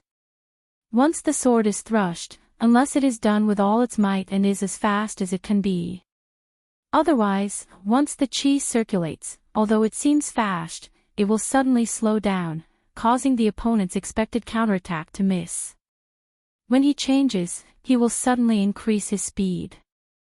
If he changes again, even if he can make it in time, he will lose his initial momentum. This is the most common and simple principle. When experts exchange blows, fighting strength is the foundation. Among them, a battle of wits, courage, and ruthlessness is the most exciting part. I remember that when the number 1 expert of the Bei Mang went to the 2 Zen temples, he was stopped by the white-robed monk. The 2 of them did not seem to have truly exchanged blows. They did not make a single move and just stood there motionless. One of them was a martial sage, and the other could have been the reincarnation of the Bodhisattva of Buddhism. They could not be dozing off in a daze, right? But why didn't the son of the Bei Mang, who had reached the pinnacle of martial arts, make a move? This is the true beauty of the Vajra realm. The so-called first-grade Vidra realm experts of today's world are far inferior. Isn't the dead Xianyuan Jingxian known as the Vidra Invincible Finger? Invincible Vidra my ass. Xianyuan Jingxing abruptly used his qi to forcefully soar into the sky. After the 9 thunderbolts, there were bursts of heavenly thunder. In an instant, a strange phenomenon appeared. The water met the purple thunder. Li Chungang narrowed his eyes and said, "Little Su, if you don't want your retainers to be implicated and end up dying an unnatural death, then hurry up and get them to retreat. This old man only promised to protect your life. As for the others, the heavenly thunder is rolling down in a chaotic manner. This old man does not have the patience to block the natural disaster for them." Su Fingnian waved his hand, indicating that everyone except for Huang Manor and Blue Bird should retreat from the Great Snow Plateau. Xianyuan Jingqing and the 2 esteemed guests were shaken. Even though they were used to big scenes, at this moment, their faces were extremely pale. Especially Xianyuan Jingqing, who felt guilty in his heart. He was simply overwhelmed. Big Brother's words of "I will become an earthly immortal" were more than 1,000 words of warning and threat. Earthly immortal realm. In the 100 years of the pugilistic world, other than Qi Xuanzhen of Mount Longhu, who was publicly recognized as a heavenly talent in his youth, even Wang Xianji, who occupied the 2nd place in the world for 60 years in Martial Emperor City, only dared to guess if she had such a divine ability. It could be seen how rare this earthly immortal realm was. The most mysterious thing was that this earthly immortal realm was far from what other first stage 3 realms could guess. In the past 500 years, there were some heaven-defying geniuses who had once reached the peak. However, they usually could not last long. It was like a swan stepping on snow and mud. They would occasionally leave a claw on the mud and quickly return to heavenly phenomenon. There were very few who directly ascended like Qi Xuanzhen. This was also why Qi Xuanzhen was regarded as the only immortal who could rival Ancestor Lu in the past 500 years. On the plateau, Xianyuan Jingqing once again surprised everyone. He gave up what was close at hand and went for what was far away. He fought with old Ancestor Xianyuan in close combat. Xianyuan Jingqing and Xianyuan Pan rushed forward together. The latter's figure was in a straight line, and the wind and rain were swept away. He leaped up and hit Xianyuan Jingqing with his knee. Xianyuan Jingqing pressed his hands on old Ancestor's knee and slid back, causing countless splashes. This Confucian scholar who had already transcended mortality did not want to dissipate this tyrannical force. Instead, he pushed to the side. Xianyuan Pan's burly body was still in the air. Xianyuan Jingqing leaned forward and smashed down with his elbow, smashing old Ancestor's body onto the plateau. This was not enough. He kicked out and sent Xianyuan Pan flying more than 100 feet away. Xianyuan Jingqing took advantage of the situation and chased after him. Xianyuan Pan was kicked away. His 5 fingers dug into the ground and suppressed the momentum of his defeat. He clapped his palms and finally got up. When Xianyuan Jingqing closed in, he punched out with both fists. Xianyuan Jingqing, with an indifferent expression, met his opponent's fists with both hands and held them firmly. His figure stood tall and did not fall. A large space behind him had already been compressed by the enormous qi dynamic, causing the wind and rain to evaporate in an instant. Xianyuan Jingqing raised his hand and said softly, "Send old Ancestor to heaven." Xianyuan Pan's body soared into the sky. Heavenly lightning struck down from the sky. A loud boom. Xianyuan Jingqing, who was standing on the ground, did not show any mercy after gaining the upper hand. He clapped his palms together in front of him. The accumulated water at the edge of the plateau that was originally flowing down the mountain surged up like 2 green dragons. The 2 dragons pierced through the sky of the plateau. Xianyuan Pan, who was in the air in a hurry to operate his sea of qi to resist the heavenly lightning, was blasted until he no longer had the strength to move. Xianyuan Jingqing tapped his toes and his figure soared into the air. He grabbed old ancestor Xuanyuan's belt and landed on the ground. He ran quickly. After running for 200 feet, his legs suddenly stopped. He threw Xianyuan Pan straight to the west, as if he wanted to throw this old ancestor Huishan off the plateau. Send him to heaven in one go. When Xianyuan Pan's body was about to fly out of the cliff of the plateau, he unexpectedly fell and landed on the edge of the cliff. Finally, the rainwater could not wash away the bloodstains on his face. He no longer had the calm and composed demeanor of a great master. Chapter 3:12. The old man was enduring, waiting for the eldest grandson of the first wife to exhaust his life to enter the realm of immortals from the side door. Xianyuan de Pan's celestial state was achieved step by step. As long as his meridians were not depleted, his sea of qi would not be exhausted. However, Xianyuan Jingqing, who was determined to destroy his sect, was different. Taking a shortcut was like building a pavilion in the sky. No matter how majestic it looked when it was built, there would be a moment when it would collapse. Xianyuan Pan took a deep breath. His chest and abdomen were burning with pain. It had been many years since he had encountered such a terrifying injury to his heart. It had been so long that he had almost forgotten about this pain. The last time was when he competed with Qi Xuanjin on the demon-slaying platform. As for Gu Jiantang and the others, their so-called loss was only in a move or two. Since they did not fight to the death, Xianyuan Pan's loss was not considered tragic. Xianyuan Pan was about to take the time to adjust his breath when Xianyuan Jingqing leisurely appeared in front of him. He heard the grandson of the Confucian sage say softly, "Although it is difficult to climb, it can reach Kunlun. Falling from evil is useless in Kunlun. Old ancestor, you should read those books that you think are useless. Martial arts can be cultivated from secret manuals.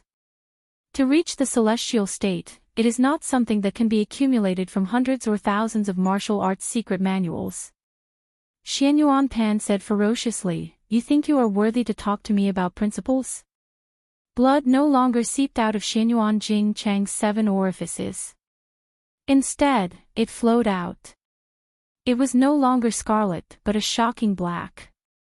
However, this Confucian scholar's expression was still calm. Xianyuan Pan swept out with his foot, and he stepped on Ancestor Huishan's knee, causing him to fall to the ground pathetically, crashing into the rain. Xianyuan Jingqing smiled and said, "Xianyuan Jingqing is talking to you. Old ancestor, you can naturally ignore it. But now that an immortal is talking to you, why are you still so arrogant and ignorant?" A thick bolt of lightning struck where Xianyuan Pan landed. Fortunately, the latter sensed it and rolled without caring about his identity, barely escaping the disaster. Xianyuan Jingqing was dumbfounded and his lips trembled. The ancient sword at Xianyuan Guiqi's waist did not dare to make any sound, fearing that it would cause an unpredictable disaster. Pull one hair and the whole body will be affected. Heaven's secrets. The more powerful a person was, the more they could manipulate heaven and earth. Xianyuan Guiqi was well aware that on the snowfield of Mount Hui, he was the one who was most likely to be affected by the aftermath of the catastrophe. Xianyuan Jingqing coughed a few times. It was supposed to be very light, but it sounded exceptionally sharp in the ears of the experts present. Xianyuan Dandan was overjoyed. His figure flashed straight away, no longer wanting to fight to the death. He only wanted to increase the distance between him and Xianyuan Jingqing, the farther the better. How could something like face compare to the most important thing, life? Xianyuan Jingqing did not chase after him. He looked at the entrance of the great snow field and did not see that familiar figure. His eyes dimmed slightly. He covered his mouth and turned to look at Xianyuan ancestor. He asked indifferently, "Do you have any last words for the descendants of Mount Hui?" Xianyuan Pan pretended to be deep in thought to stall for time. To be honest, Su Fengnian admired Xianyuan Dandan's shamelessness. As the high and mighty ancestor of Mount Hui, he was also one of the top few figures in the entire Jianghu. However, he kidnapped people for dual cultivation and took people's wives and daughters. When he was at a disadvantage, he did not care about his status at all. Needless to say, his martial arts skills were even more impressive. Just as His Royal Highness's imagination was running wild, the middle-aged scholar called Confucian Sage by the old god of swords suddenly looked over. Su Fengnian's body suddenly froze. However, for some reason, the old man wearing the sheepskin fur coat ignored him. Instead, he just stared blankly at the demon-slaying platform on Mount Longhu, leaving behind a not-so-tall figure. Xianyuan Jingqing looked at His Royal Highness. He coughed and said intermittently, "After dealing with the family matters, Xianyuan Jingqing will talk to Qing Feng about his martial arts experience. In the future, she will pass it on to you as a reward for His Royal Highness taking the risk to come up the mountain today. It's a pity that I won't have the chance to invite your highness to drink a pot of osmanthus wine. Qingfeng's method of warming wine is excellent." Xianyuan Jingqing looked at Su Longxiang again. There was admiration in his eyes. What a good saying. Li Bai won't be lonely anymore from the two Zen temples. Here, Xianyuan Jingqing will say one more thing. Little prince, you shouldn't enter the celestial phenomenon state so easily. After entering the celestial phenomenon state, you will be invincible. You have to know that once you enter the celestial phenomenon state, you will have to resonate with heaven and earth. An ordinary man with a jade ring will only be attacked by thieves. Su Fengnian said respectfully. Su Fengnian thanks Mr. for the guidance. Xianyuan Jingqing nodded and then said to Xianyuan Guiqi. However, he didn't turn his head to look at him. He said indifferently and calmly, "Father, please leave the mountain. You can never enter the mountain again in this life." Xianyuan Guiqi was so angry that he laughed. You.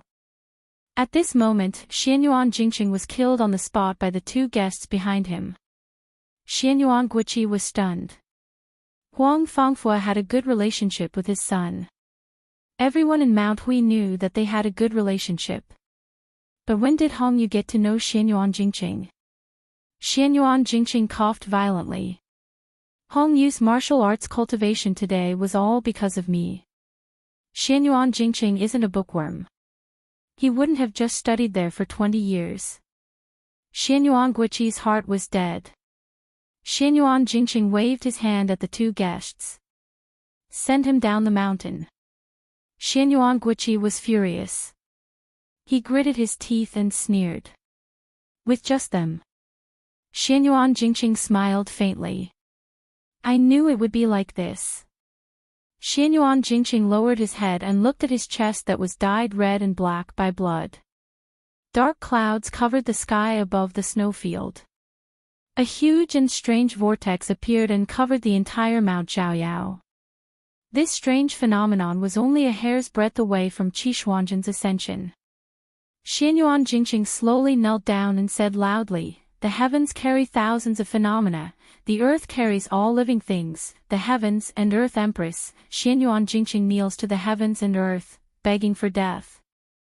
Xianyuan Jingqing begs for death. Xianyuan Jingqing's voice echoed. Not to mention Mount Huanyo and Mount Huanyo, even the nearly 10,000 Taoists of Mount Longhu could hear it clearly. The heavens and earth moved. Xianyuan Guiqi's expression was almost desperate. He unsheathed his simple ancient sword and flew out of the snowfield cliff, his figure flitting away in a panic. At the same time, something poured down. It was a bolt of purple lightning. It was as thick as a mountain peak. Apart from Xianyuan Qingfeng's small piece of land, it was as if no matter how turbulent the world was, Xianyuan Jingqing, as a father, would protect a quiet and stable place before his death. The old god of swords brought Su Fengnian, Su Longxiang, and Blue Bird, who were holding umbrellas, and floated out of the snowfield. Xianyuan Pan wanted to jump off the snowfield, but was forcibly pulled back into the purple lightning pillar. Heavenly tribulation. It flashed and disappeared. On the vast snowfield, there was no sound of thunder, only wind and rain. In the end, only Xianyuan Qingfeng was left. He truly stood alone. Xianyuan Jingqing and Xianyuan Pan perished together. Not even their corpses were left. Not even ashes were left. After Xianyuan Qingfeng recovered from his daze, he let out a heart-wrenching, hoarse cry and collapsed in the rain. Su Fengnian slowly walked back to the snowfield, all sorts of feelings welling up in his heart. He saw Xianyuan Qingfeng curled up there and sobbing. Su Fengnian sighed and walked over to hold the umbrella for her. It wasn't for her, but because of what Xianyuan Jingqing had done, Su Fengnian deserved to do this for the daughter of the Confucian sage. The rain was still pouring heavily. She didn't get up, so Su Fengnian held the umbrella the whole time. The old god of swords, Li Chungang, stared at this scene with wide eyes.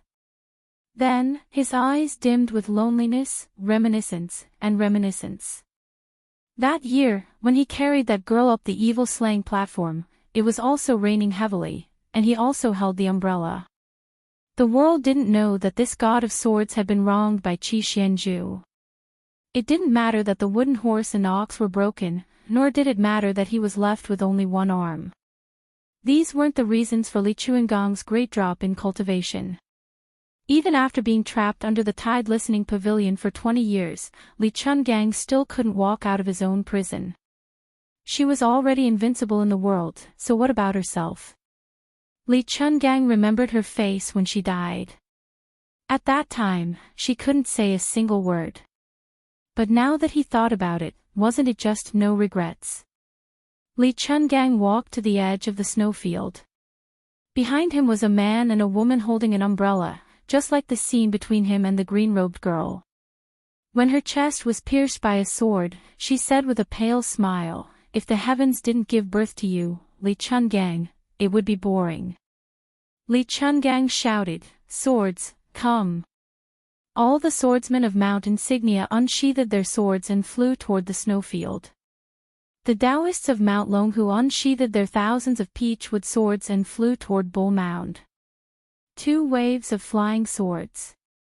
They blotted out the sun. On this day, god of swords, Li Chungang once again entered the realm of a land sword immortal. Chapter 313. Su Fengnian used to be a pauper when he was practicing the knife.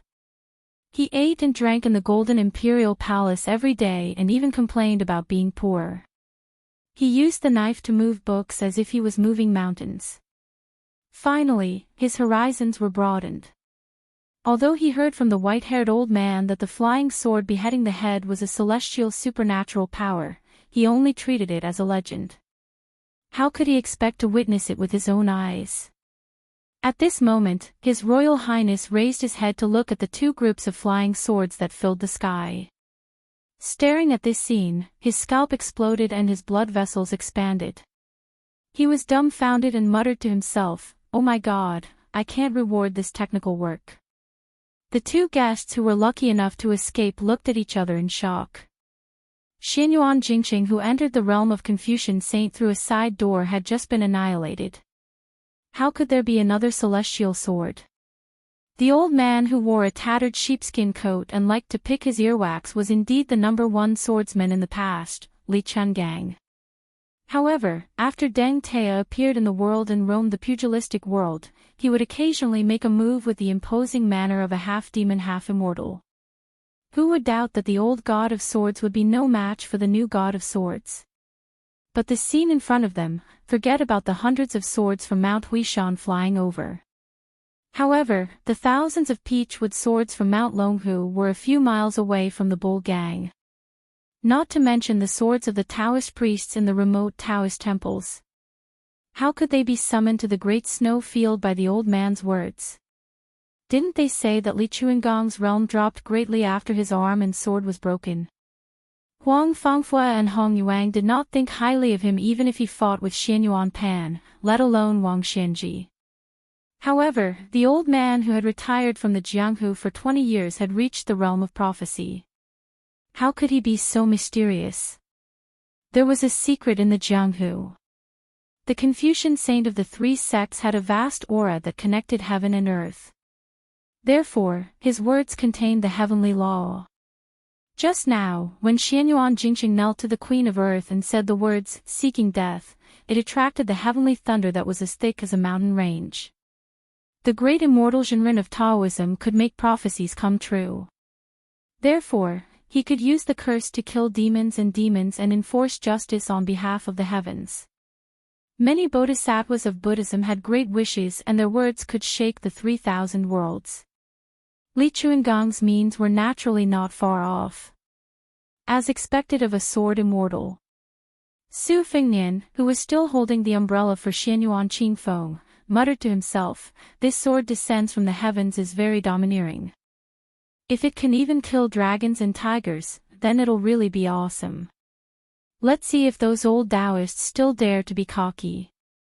The old god of swords, who was facing the demon-slaying platform with his back facing the crown prince palace, seemed to have heard Su Fengnian's nagging. His chi that was soaring into the clouds suddenly condensed, and more than 1,300 flying swords instantly fell into the cliff. He turned his head and said unhappily, "You're the only one who likes to show off. You should know that there is always someone better than you." And mountain sect. The mountains north, and this old man has long passed the age of being ruthless. Now he wants to take little Jiang as his disciple. Sigh. It's a pity I didn't see her. Otherwise, I would have a higher chance of taking her as my disciple. Su Fengnian wanted to tease the old god of swords for being useless. But he did not have the guts to do so. Su Fengnian heard about the Daoist head for the first time. He asked, "What's the Daoist head?" Li Chungang walked towards Bull Mansion and scratched his crotch. The rain was sticky and uncomfortable. He said, "The Taoist chief is the founder of Taoism and has the same status as the leader of Buddhism. It's just that this position is too hot. Those who are qualified to sit on this position have good temperament and are not willing to stand out. Those who want to be the Taoist chief are just small fries fishing for fame and compliments. Most of them are too close to the imperial court and don't have enough popularity. Therefore, in the past 100 years, except for Qi Xianzhu who deserves to be the Taoist chief, the rest of them can't be convinced by the public. As for the Buddhist sect, the white-robed monk Li Xiaoxin who traveled thousands of miles to the west to seek scriptures once had the chance to be the bodhisattva. Unfortunately, I heard that he went to get married and have a daughter. Therefore, the Daoist head and the Buddha head are empty. The reason I'm telling you this now is because this old man sensed a few peaks in Mount Longhu when he was riding his sword on the snowy plains. The Taoist from the Taoist mansion stopped him and the Taoist from Jinjuan Temple also interfered. This is not strange. What's strange is that the qi in Mount Yunjin was so abundant that it could be called fate, but it was not willing to do anything. Su Fengnian, who had been holding the umbrella to shelter Xianyuan Qingfeng from the wind and rain, gripped the handle tightly and said, "It must be that weird Taoist called Zhao Huangchao. He claimed to be a member of the Liang imperial family who entered Mount Longhu to cultivate Taoism. When I was at the sword cliff of Mount Guanglu, he performed an out-of-body act and came here on a dragon. He looked to be in his 30s or 40s. God knows if he has lived for 2 or 3 decades. This Taoist kept saying that he was enforcing justice on behalf of heaven. What a bold attitude." Su Fengnian would not elaborate on many details. After all, the battle between the dragon and the python was too obscure and mysterious. Besides, Xianyuan Qingfeng, an outsider, was present. Xianyuan Qingfeng, whose skirt was soaked in water under the umbrella, slowly came back to her senses. Her eyes were cold and emotionless. "Some time ago, I went to Mount Yunjin to look for a flood salamander. I saw a middle-aged Taoist fishing in a deep lake.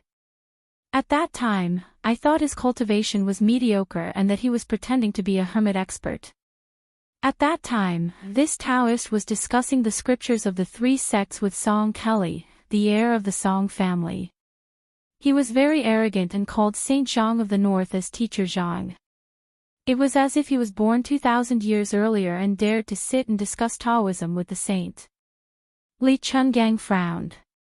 Zhao Huangchao of the three sects. This old man had never heard of him. Qi Xuanjun also did not mention him in the 2 times he met him. However, with this Taoist's cultivation, he was more than qualified to be the leader of the Taoists. Young Su, how did you offend this celestial? How could you make him go astray and not hesitate to show off his dragon ride? With this Taoist strength, he was able to live in seclusion in Mount Longhu for at least 100 years without making a name for himself. He was clearly not the kind of person who liked fame. His surname was Xiao and he was from the Son of Heaven. This old man understood. He was just concerned about the gathering and dispersing of the world's fate. Based on this, you should be grateful that Chao Chongqing took Jiang Girl away early. Otherwise, if Xiao Huangchao saw you and saw through the mystery, you would be in serious trouble. At Mount Guanglu, with this old man's ability at that time, it would be useless even if he opened the gate of heaven. Su Fengnian smiled mischievously. So now. Chapter 314. The old man scolded, does this old man have nothing better to do than to stand up for you? Do you think fighting with celestial beings is a small matter? Celestial beings, dragon spirit travel, profound fate. Xianyuan Qingfeng felt a chill run down her spine.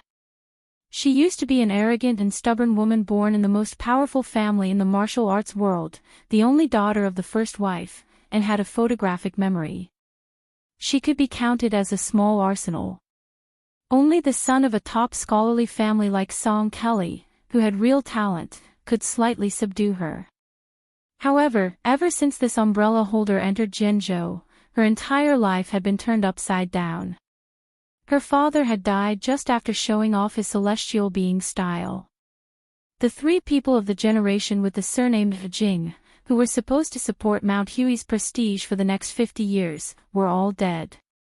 Xianyuan Dandan, who used to be a pillar of the sea, was killed. Her grandfather, Xianyuan Guiqi, was forced to jump off a mountain, and 2 guests turned against her on the snowy plains.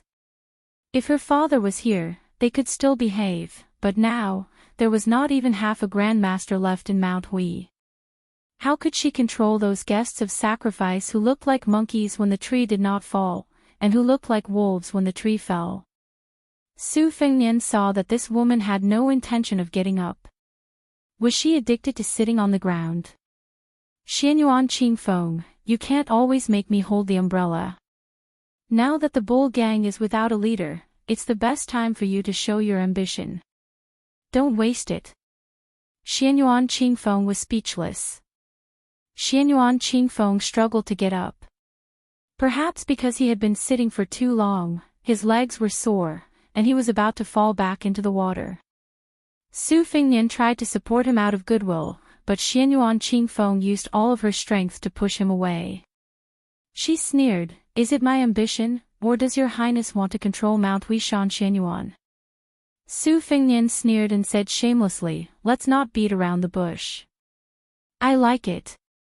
Since you're the one who started the conversation, why don't we have a good plan?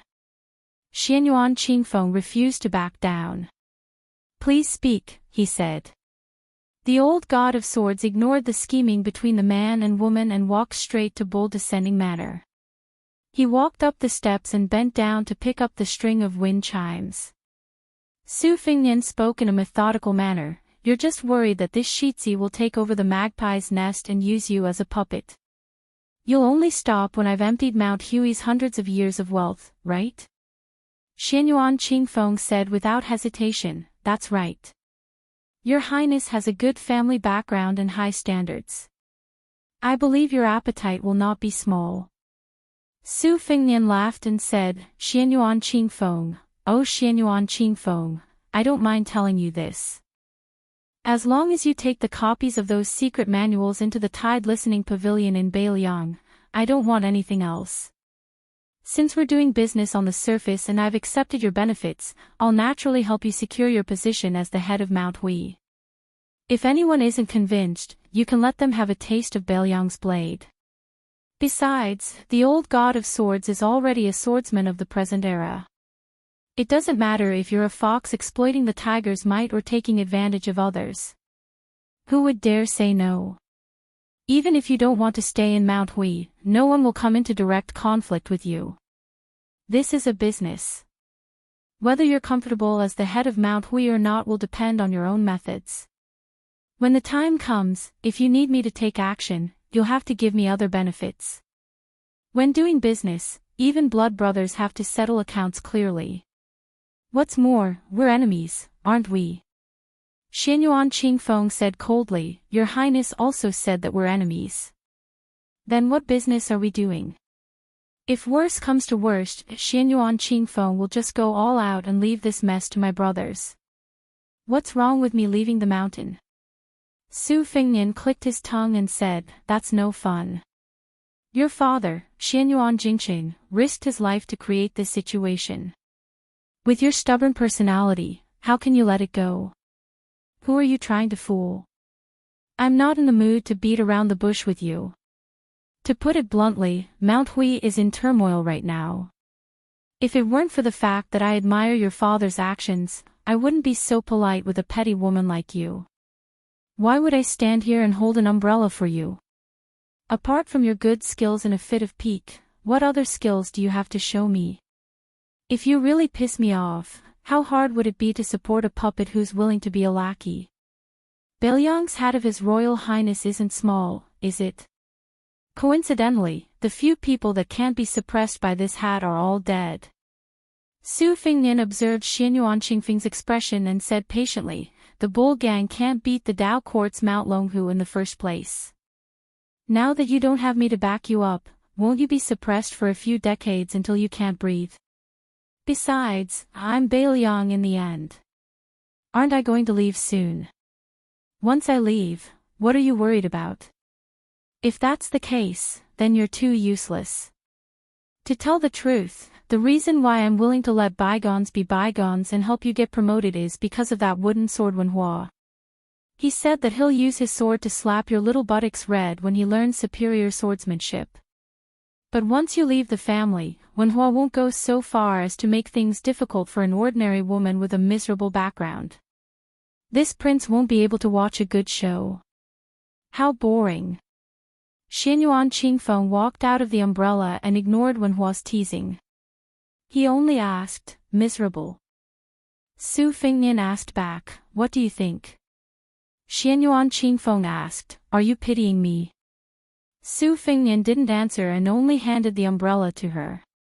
Seeing that she didn't move, he simply placed the umbrella on her shoulder and looked up at the dusky rain. If Wenhua were here, he'd definitely say that the heavens are pissing again.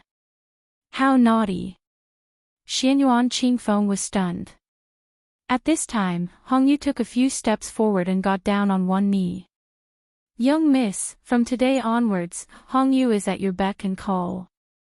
Huang Fangfua said with a smile, I only want to continue studying at Mount Insignia and hope to reach Brother Jingqing's level one day. Whoever makes an enemy of young miss is also an enemy of mine. Xianyuan Qingfeng was stunned and didn't say anything. A loud voice came from the celestial master residence of Mount Longhu. Since Sword Godly has borrowed a sword and left, do you dare return it? Li Chungang, who was sizing up Feng Ling, couldn't be bothered to respond. Next, Xianyuan Qingfeng inadvertently saw His Royal Highness winking at the old sword god and mouthing two words. After seeing this, Li Chungang rolled his eyes and blurted out an extremely vulgar word in the direction of Mount Longhu. Bullshit. If that was all, Xianyuan Qingfeng wouldn't have done anything. What the old man who had become a terrestrial sword immortal said next was truly domineering. That's what Su Fengnian said. Xianyuan Qingfeng immediately smiled through his tears. Chapter 315. If Li Chungang said fart to the Taoist master's residence, outsiders would only say that the old god of swords' heroic spirit was still the same as before, especially after entering the threshold of Earth Immortal. They were full of confidence and could regard Li Chungang as an immortal swordsman. However, if it was Su Fengnian who said it, it would be a different story. Two great masters were fighting each other in the Great Snow Plains and the Taoist ancestral court, Longhu Mountain. Even if it was just a battle of words, it was still full of elegance. What was His Royal Highness doing? Su Fengnian could already imagine that for a long time, the whole Jianghu would become a big joke. Xianyuan Qingfeng, who was at a disadvantage in the scheming against His Royal Highness, could not help but gloat. She finally had some spirit and was no longer lifeless and haggard. Su Fengnian glared at her and took the lead to walk to the Great Snow Plains. Su Longxiang and Blue Bird followed closely behind. Xianyuan Qingfeng hesitated for a moment, then walked slowly in the rain with Huang Fangfua and Hong Yuang. Hong Yuang was expressionless. Huang Fangfua thought a lot in this short section of the road in the rain. Out of the corner of his eye, he glanced at the second foreign minister. Hong Yuang had always had a good reputation for his conduct and conduct. Not just anyone could claim the title of ancient style. Hong Yuang, as a foreign minister of Mount Huishan who came from a poor background, was not humble in front of others. This caused Xianyuan Qingfeng to treat him with respect. In private, Hong Yuang was called training a hawk instead of raising a dog. Hong Yuang was also not overbearing and never showed any complacency. However, no matter how Xianyuan Jingqing secretly supported and cultivated Hong Yu these years, it was still Xianyuan Jingqing who brought him to the mountain. This time, Hong Yu betrayed him on the Great Snow Plains and killed his benefactor Xianyuan Jingqing together. Huang Fangfo was shocked at that time. If this matter spread out, it would almost destroy Hong Yu's reputation for half of his life. If he was not careful, he would be labeled as a traitor. Huang Fangfo sneered in his heart. You, Hong Yu, can betray Xianyuan Jinggong's second branch today. Will you betray your new master's first branch in the future? Hong Yu suddenly said. Hong Yu has something to tell Mississippi. Xianyuan Qingfeng nodded. Hong Tuo's tone was calm as he said, back then, before Hong Tuo went up the mountain, he was actually secretly invited by brother Yu Jingqing. That was why he made the decision to come to Mount Hui. Otherwise, with Hong Yu's experience and ability, he definitely wouldn't have the courage to come to the Bull Gang and become a laughingstock. Huang Fangfua narrowed his eyes. Xianyuan Qingfeng felt as if a heavy burden had been lifted off his shoulders, and the knot in his heart was untied. He turned his head and smiled. Uncle Hong, you've suffered all these years. Hong Yu lowered his head and cupped his hands. That's how it should be. Hong Yu raised his head and looked directly at the young woman who was about to take control of Mount Hui. He said, but Hong Yu has received many favors from Emperor Xianyuan. Please treat the children of the second branch well. Xianyuan Qingfeng said softly, Uncle Hong, don't worry. Qingfeng isn't a narrow-minded woman. It's a fact that the second branch is powerful. Blindly purging dissidents will only cause the turbulent Mount Hui to fall apart. Qingfeng will do my best to appease the second and third branches. I won't change any of the established rules. Guests can stay if they wish, but leave if they don't. Even if they leave the Bull Gang today, Mount Hui will still welcome heroes from all walks of life to come up the mountain again. The grudges of my father's generation with the surname Jing, as well as those above him, will completely end today. If the other two branches cause trouble, Qingfeng can promise you twice, but not thrice. At that time, if they still refuse to let it go, then don't blame Qingfeng for being ruthless. Xianyuan Qingfeng spoke lightly, but Huang Fangfo felt much more at ease. He was afraid that this woman would become arrogant and start a massacre in Mount Hui. When that time came, who would be the executioners? Wouldn't it be him and Hong Yu? Moreover, in this way, he would have no room to maneuver and would be completely tied to her. This was originally a common method of controlling people. Logically speaking, it made sense. However, Huang Fangfo looked down on Xianyuan Qingfeng. Being in charge of a century-old aristocratic family was a strenuous job that could shake mountains and topple peaks. She only knew how to play petty tricks and was no different from a shrew with a loose tongue. She wasn't worthy of Huang Fangfuo's loyalty. The most troublesome part was that Xianyuan Qingfeng's martial strength wasn't worth mentioning. Once the heir of Beiliang left, the more they suppressed her, the more likely it would be for him and Hong Yu when she rebounded in the future. Perhaps they wouldn't be able to suppress her even if they used all their skills. Walking to the entrance of the Bull Gang mansion, Su Fengyan stood under the eaves to shelter from the rain and looked back at the snowy plains. Xianyuan Qingfeng stood nearby. She tilted her head and smoothed out a few strands of hair that stuck to her cheek. She remained silent. The wind and rain gradually stopped. A young man with delicate features walked out of the mansion. Seeing everyone, he respectfully said to Xianyuan Qingfeng, "Yesterday, First Master gave me 4 brocade pouches. He said that after the rain stopped today, they would be given to His Royal Highness, and 2 esteemed guests." Xianyuan Qingfeng was slightly surprised. Huang Fangfue and Hong Yu's expressions were especially solemn. Although they were serious, they weren't surprised. Clearly, this wasn't the first time they had received the brocade pouches. In fact, killing Xianyuan Jingqing on the snowy plains was a request for the brocade pouches. Huang and Hong didn't know beforehand that the other party had truly surrendered to Xianyuan Jingqing. Xianyuan Qingfeng and the other 2 received the brocade pouches from the young man. Huang Fangfue and Hong Yu immediately excused themselves and left the snowy plains. The 2 esteemed guests didn't exchange even half a word of pleasantries. Huang Fangfue returned to the small building. He returned a clean set of robes and personally burned incense. He took out the small scroll hidden in the brocade pouch. After repeatedly reading it, he gently tossed it into the red sandalwood incense burner. He smiled and murmured, "Brother Jingqing really didn't disappoint me." There were only a dozen or so words written on the exquisitely cut paper. It was just like what Xianyuan Jingqing usually said when he talked about writing. Zhong Yi had said that simplicity was the end of poetry. "Brother Huang, please stay in Mount Hui for 10 years and you can enter the Finger Xian realm." Huang Fangfue first smiled and then laughed out loud.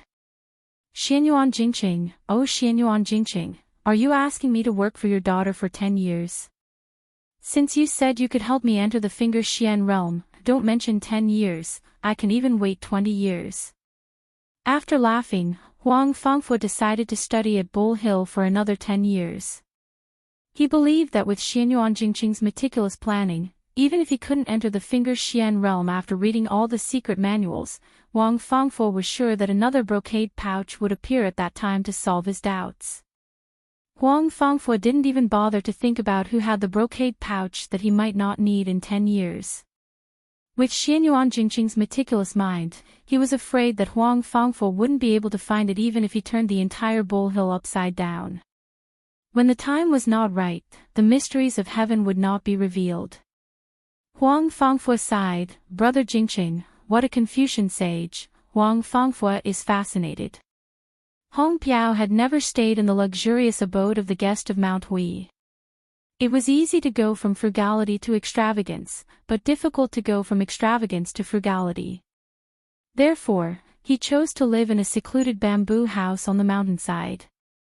After opening the brocade pouch, his forehead was oozing with cold sweat. The general meaning of the brocade pouch was far less soul-stirring than the one given to Huang Fangfue. It was just that Xianyuan Jingqing kindly reminded Hong Piao. If Qingfeng had any grudges against Hong Piao for killing Xianyuan Jingqing, he could say that Hong Piao was invited by Xianyuan Jingqing to come up the mountain. Hong Piao, who was kneeling in front of the bamboo tea table, clenched his fists so tightly that the veins on the back of his hands popped out. When he, Hong Piao, went up to Mount Hui, it naturally had nothing to do with Xianyuan Jingqing. At that time, what he said on the snowy plains was just an idea he came up with on the spur of the moment. He played an unknown trick to eliminate Xianyuan Qingfeng's vigilance. Therefore, although this brocade pouch seemed to be a kind reminder, wasn't it also a kind of warning? Hong Piao took a deep breath and raised his head to look out the window. He smiled, "Brother Jingqing is indeed an immortal." Hong Piao is completely convinced. The bull landed under the eaves. Su Fengnian looked at the rainbow stretching across the sky. One end of the rainbow was on the snowy plains, and the other end was on the Taoist master's residence. The scenery was absolutely beautiful. Su Fengnian opened the brocade pouch and was stunned. The words written on it were concise and to the point. His Royal Highness only needs to ask my daughter for a copy of the Aspiring Tripod Pavilion Spring and Autumn Annals from my life. There is a letter in the envelope. At the end, there was even a sentence that went straight to the point. His Royal Highness did not let her down, and Mount Hui would not let His Royal Highness down. Xianyuan Qingfeng leaned against a pillar, his eyes hazy with tears. Hong Piao is rebellious and needs Qingfeng to convince him with force. It's better to use force than to show kindness. When Mount Hui is peaceful, he can be raised. When there is chaos, he must be killed. Huang Fong has a good reputation. I have my own plans. Within 10 years, this person will not have any disloyalty. After 10 years, if he wants to make a name for himself, there will naturally be someone to suppress him. I left a book for the Daoist children of Mount Longhu to give to your grandfather. Qingfeng, you don't have to worry about this matter. If Su Fengnian has endless evil intentions and wants a yard after taking an inch, you can go and find the Daoist who fishes for flood salamanders in Mount Yunjin. This immortal elder owes me a favor and has promised me to come out once. If Su Fengnian does not overdo it, this person can work together to seek benefits. During the Qingming festival, if your mother is unwilling to visit the grave, Qingfeng need not force her. Since we can't help each other in times of need, it is already a blessing in life to forget each other. Since the day you were born, I have buried a jar of wine under an old cassia tree.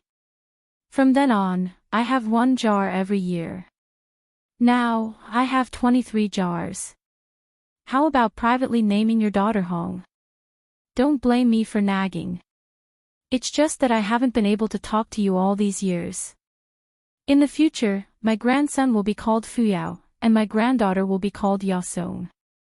How about it? All these years, I have been flipping through ancient books when I have nothing to do. I have 100 headaches, but I still can't think of a satisfactory name. I hope that in the future, if they want to study, then they can study. If they want to practice martial arts, then they can practice martial arts. The world is vast, but they can only stand on a small piece of land. Life is bitter and short. It's only 100 years, 36,500 days. Once you read it, destroy it. Remember, remember. Su Fengnian watched as Xianyuan Qingfeng swallowed the paper in the brocade pouch. What a heartless woman. In the quiet courtyard of the eldest son's house, that woman also received a brocade pouch. However, the paper was completely blank. Chapter 316. After the Heavenly Master Manor's external surname Qi Xuanjin ascended, Mount Longhu rarely had a grand occasion where the 4 great Heavenly Masters gathered together. Even when the butcher Su Xiao led several thousand iron cavalry to the foot of the mountain, the number 1 of the Longhu Hope generation, Zhao Shi, still didn't break out of seclusion. Of the 36,000 great heavenly cycle rituals of Xiangfan, only 2 of the 4 great heavenly masters went. In the past 20 years, Zhao Danping became the prime minister of Qing Ci in the capital. Together with Yue minister Zhao Danxia, the north and south reflected each other's splendor, meeting even less than they were apart. The imperial college's left chancellor Huan Wen and the current court's grand secretary Zhang Julu came from the same sect, their Dao and politics aligned, the 2 were as close as brothers. However, on one matter, their opinions differed. Everyone knew that Grand Secretary Zhang only respected Confucianism, belittled Buddhism and Taoism, while Huan Wen, who came from an orthodox Confucian background, greatly respected Elder Huang's tranquility. In the capital, he had a deep friendship with Zhao Danping. Even though Zhao Danping was 1,000 li away from the Heavenly Master Manor, he still commanded Mount Longhu's rules and precepts, as well as the 2 great sections. Outside, Zhao Danxia commanded the world's Taoist sects, but internally, he only symbolically disciplined the teachings. As for the cultivation arts, in name, it was commanded by the old heavenly master Zhao Shi, but in reality, it was handed over to several people of the Jing generation to handle the specific matters. Zhao family's clan relative Zhao Jingchen was in charge of receiving guests at the manor gate. Bai Yu, who was bestowed with the purple title by the Son of Heaven, was in charge of theory and debate, frequently opening forums to preach. Qi Xianxia, who was also an external Taoist like Sir White Lotus, was in charge of sword training, occasionally passing on sword techniques to Taoists of the Jing generation and below. The various branches of the Celestial Master Residence were connected by the same breath and branch. They each enjoyed their own glory and complemented each other. That was why Mount Longhu was enjoying such a glorious time today. On the west side of the Jade Emperor Hall in the main hall of the Taoist Master Residence, there was a long corridor of ancient tablets. One of them was a large green jade tablet that was 30 feet tall. It was moved here and erected by the fourth generation of the Dragon Tiger Mountain Grandmaster. The tablet was inscribed with the words, "Purple Cloud Blessed Land." It was rumored that the tablet was the same as the tablet of "Enjoying the Blessings of the Land Alone" in Mount Hui. At this moment, a Taoist wearing a noble yellow Taoist robe was standing on top of the tablet. He was looking at the snowfield of Mount Hui with a face full of anger. At the foot of the tablet, there were 3 old Taoists who were dressed in their own unique style. The oldest had snow-white hair, sandals, and clean socks. He was only wearing an ordinary white Taoist robe. It was not very eye-catching, but at least he was wearing an ethereal alchemist's cloak, which vaguely gave him the aura of immortality. The second oldest Taoist was much more sloppy. He wore a thick green cotton robe that was stained with stains, as if he was afraid of the cold. He wore a pair of thick-soled warm shoes and a cotton cloth wrapped around his legs. It made people wonder how this old Taoist was qualified to stand in the inner residence of the Taoist Master Residence. The last one was frightening. Not only was his inner robe yellow, but he also wore a purple robe. It was extremely luxurious and noble. The direct descendants of the Taoist Master Residence could wear yellow, which was the case for Zhao Jingchen and Zhao Ningyun. There were very few honorable Taoist masters in Mount Longhu who could wear purple, and Bai Yu belonged to this category. As for the Taoist master who could wear yellow and purple, there was no doubt that there was only one Taoist master, Zhao Danxia. The 4 Taoist masters with the same surname as the emperor, Zhao Shi, who had spent most of his life in seclusion trying to break through, Zhao Shituan, who was talented but indifferent, Zhao Danxia, who was the leader of Taoism, and Zhao Danping, who was good at writing poetry, finally met. The strange phenomenon on the snowy plains of Mount Zhaoyao fell into the eyes of the Taoist masters. It was Zhao Danping who stopped Li Chuangong's sword of prophecy from flying out of its sheath. It was also Zhao Danping who asked the old god of swords to return the sword. After hearing the reply, Zhao Danping was furious, while Zhao Shituan laughed uncontrollably. Zhao Danxia and his father, Zhao Shi, looked at each other and smiled. When Zhao Shituan was young, he was not close to his nephew, Zhao Danping. He always felt that this child was not likable since young. He was gloomy and did not have the magnanimity of a descendant of the surname Zhao. Therefore, the old Taoist master did not hide his preference for Zhao Danxia. Zhao Shituan and Zhao Danping could be said to be the nemesis of fate. Although they were closely related by blood, they did not have a good expression when they met. This time, Zhao Danping left the capital to return home mostly to discuss with his brother how to deal with the latest political affairs of the imperial court. The empire's territory was restructured, and the original 24 districts of Taoism would have to follow suit and make changes. Moreover, after the position of Monksheng was established, Chongxian Bureau was very likely to leave Honglu Temple. The battle between Buddhism and Taoism, the battle of doctrines, and the battle of fate was on the surface. They could not be careless at all. A small part of the reason was that the Crown Prince of Bailiang had arrived at Dragon Tiger Mountain. In addition, the King of Bailiang, Su Xiao, had caused a huge commotion in the capital. Zhao Danping did not have a good impression of Su at all. It was possible that he did not have the intention to return to the Taoist master's residence to punish the young crown prince. Zhao Shituan said impatiently, "Zhao Danping, why are you still standing on the stone tablet of your ancestor? Li Chungang did not want to talk to you. It's useless even if you shout until your throat is hoarse. Why don't you use your flying sword and fight with Li Chungang on the snow field? I'll do my best to cheer for you."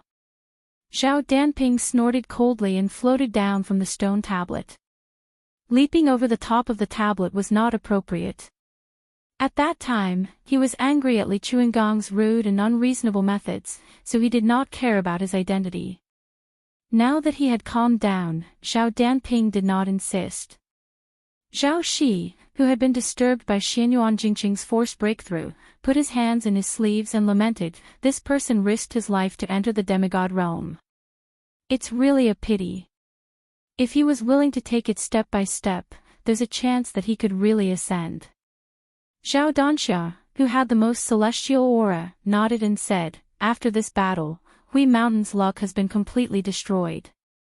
Zhao Shi's face was full of sorrow. There's no door to misfortune, only man can summon it. The warning of the ancients must not be ignored. Dragon Tiger Mountain should take this as a warning. Danping. Chapter 317.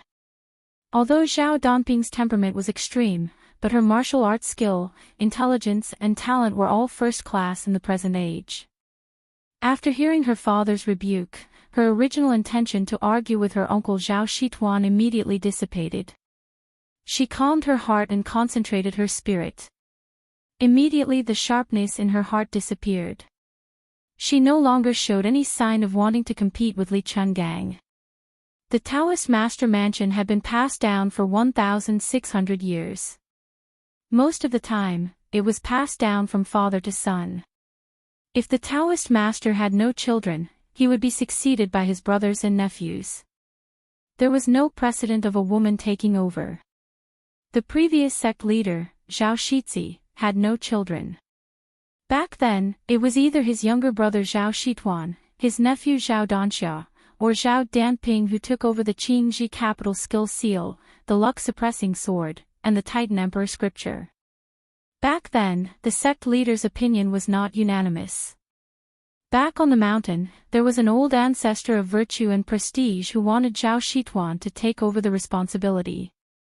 Zhao Shituan simply ran away from the mountain and went to Jianghu to live a carefree life. He said that it was better to pass on the legacy to Danxia than to him.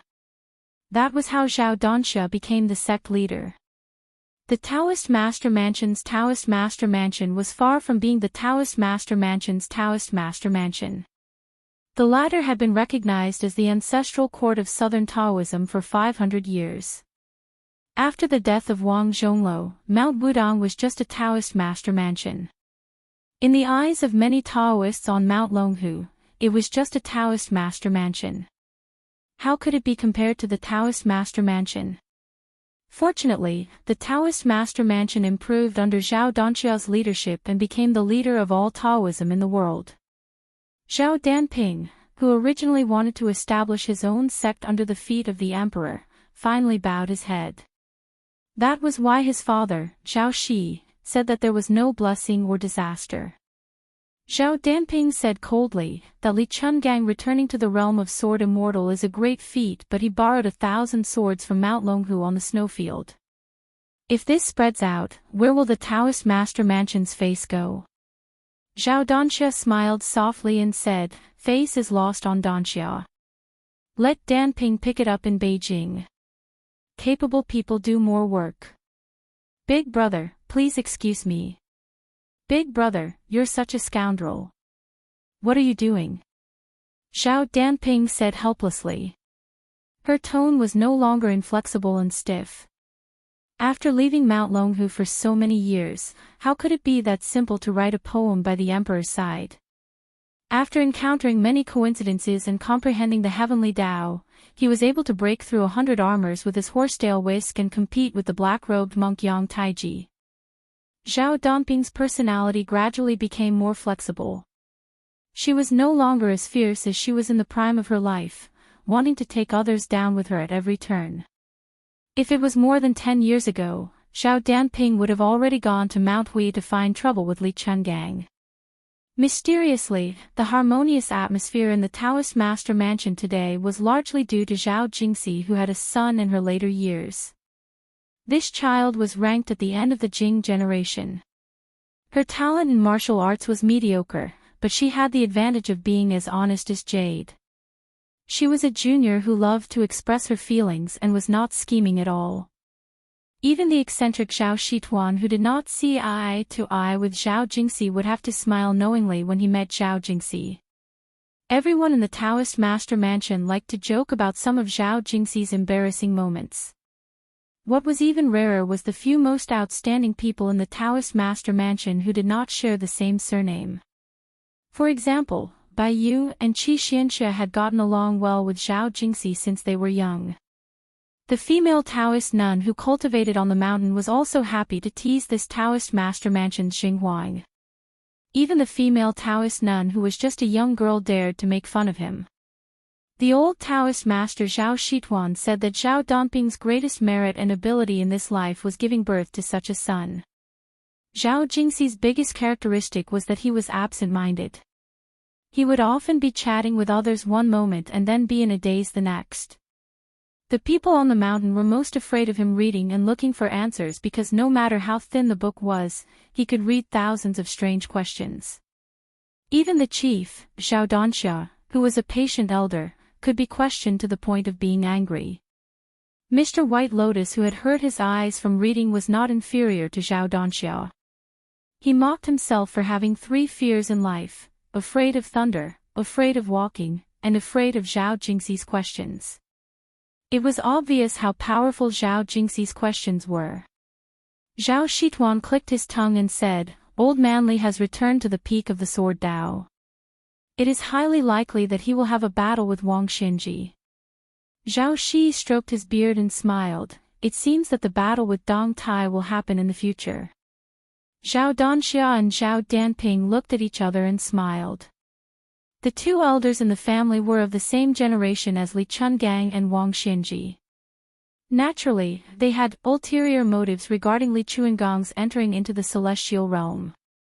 With their high realm and status, it was difficult for them to find something to take a break from their busy lives except for concentrating on cultivating and attaining immortality and paying attention to the fate of Taoism. The Taoist master was unattainable to the common people. However, in the Taoist master residence, the Taoist master Zhao's clan, it was not much.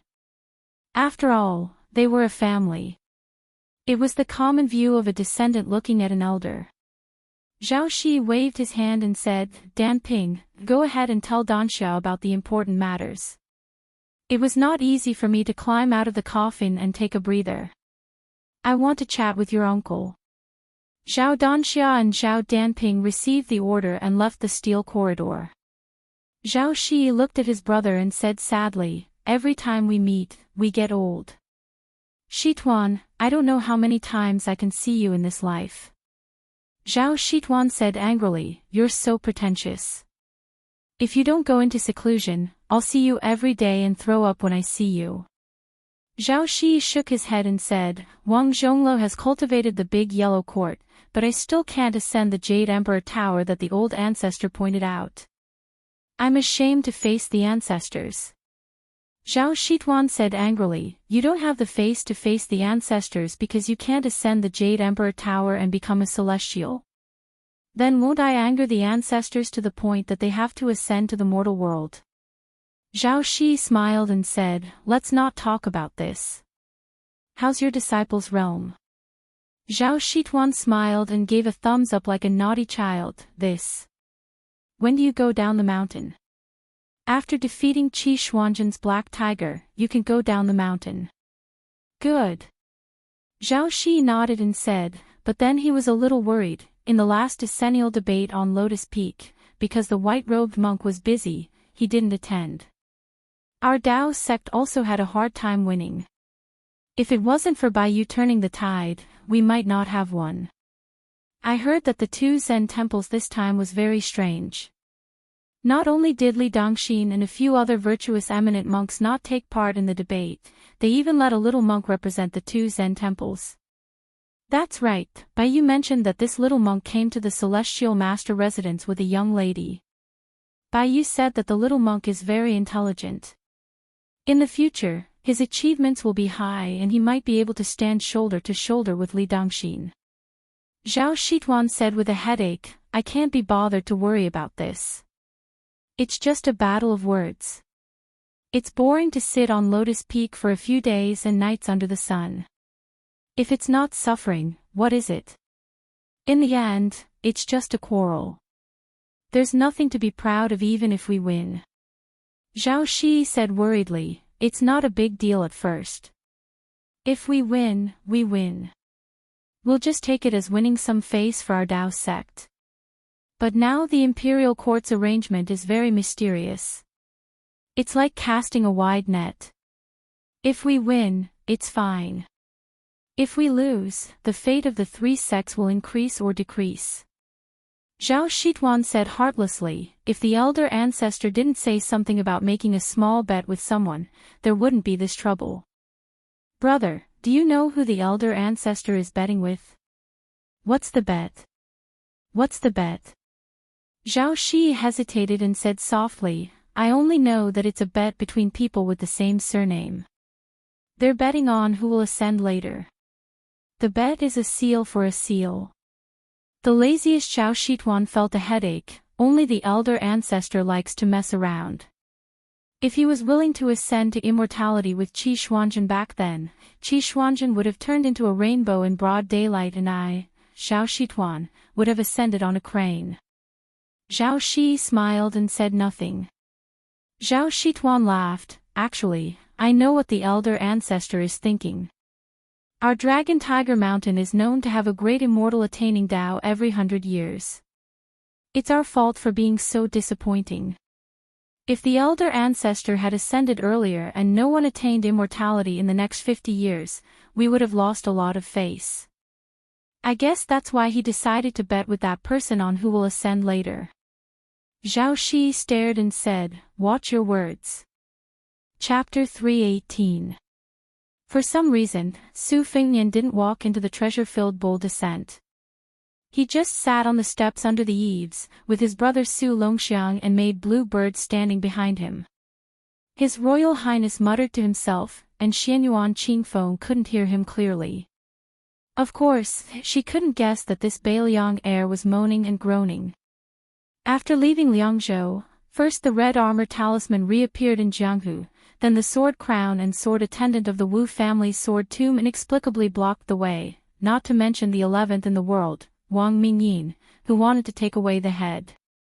Then, Chao Chongqing took away Jiang Ni and Gongnamdu and continued eastward. At Kuanglu Mountain, he even met Zhao Huangchao, who was in the celestial being's astral body state. When he finally reached the Daoda's Longhu Mountain, there were Confucian saints and sword immortals in the great snow plains. Su Fengnian believed that he was diligent in practicing his saber, but any one of these guys didn't even have the qualifications to fight to the death. That kid Wenhua said that there was no reason to always be attacked in Jianghu, but when he met these guys, he had no choice but to be attacked. At this moment, Su Fengnian finally understood why the bull rider was as timid as a mouse. It was right not to go down the mountain. With Hong Shixiang's identity, going down the mountain so easily was like carrying a large signboard with the words, "Come and hit me," written on it. This Jianghu's experts had their own experts to deal with. A Vajra realm martial artist seemed to be able to do whatever he wanted, but what if a Finger Xian realm martial artist found him an eyesore? A Finger Xian realm expert was awe-inspiring, but a Heavenly Image realm thousand-year tortoise would come out of the pond to teach him a lesson. Was a Heavenly Image realm invincible enough?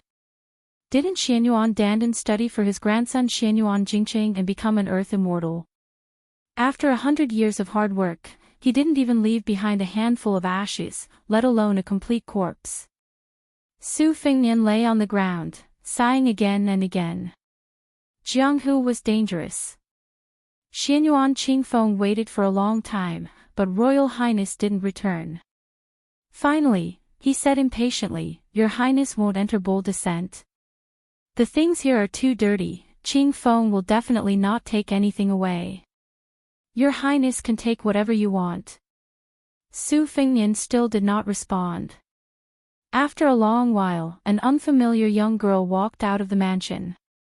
She had the same demeanor as the young man who had previously delivered the brocade pouch. She said softly, "First Master instructed this servant to deliver a brocade pouch if your Highness does not submit to the bowl." Su Fengnian finally regained his senses. He rolled his eyes and said, "Are you done yet?" While muttering to himself, he hastily took the brocade pouch and opened it to take a look. He waited until the young girl had walked back to Yunyu town before whispering to Xianyuan Qingfeng, "Your father said that there's a treasure house in Yunyu town. The door was made by the Mahist school of Shangyin Academy and is indestructible.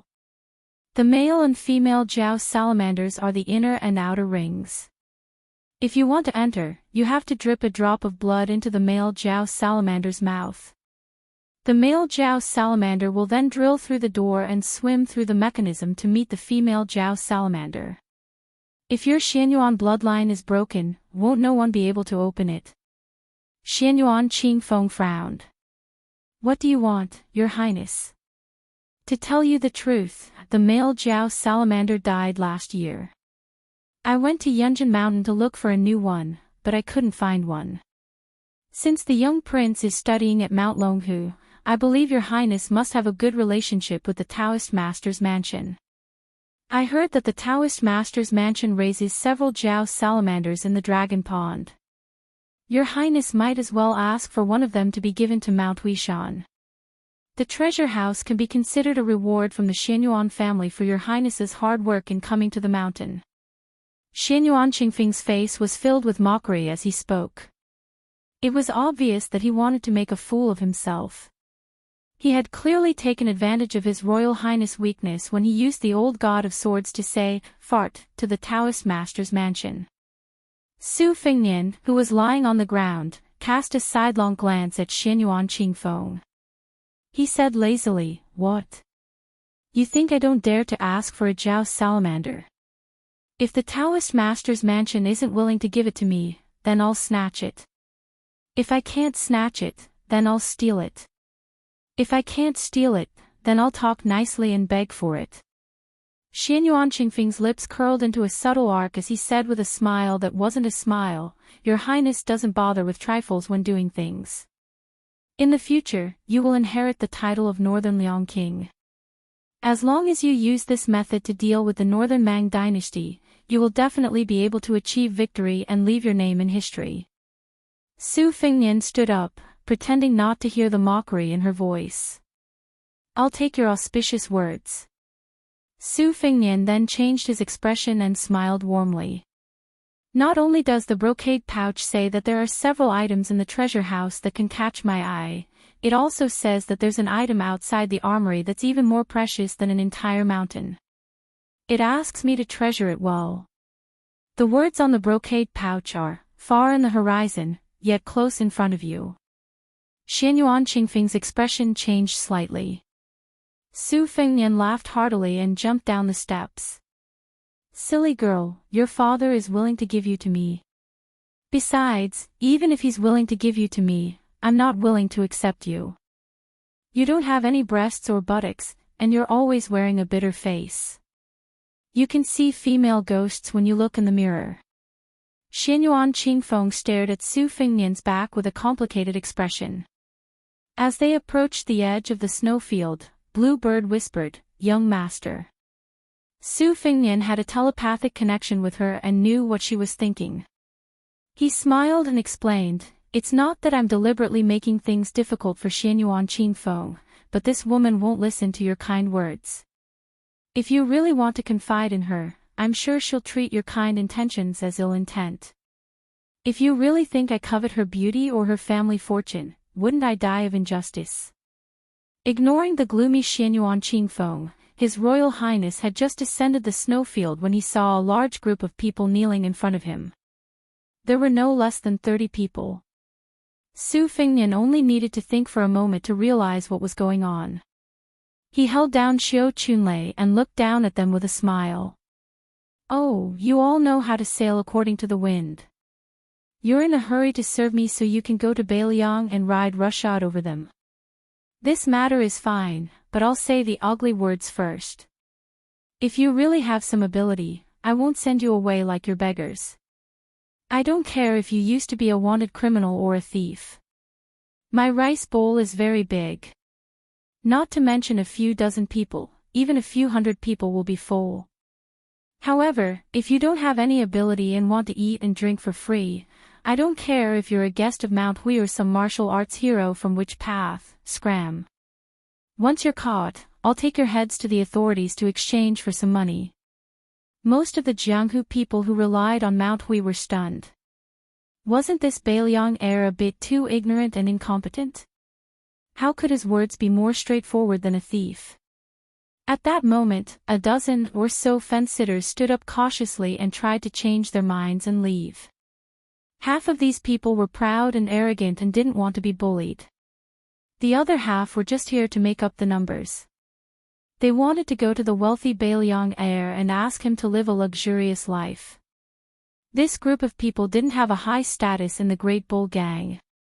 They belonged to the category of nobodies who weren't loved by their grandmothers and uncles.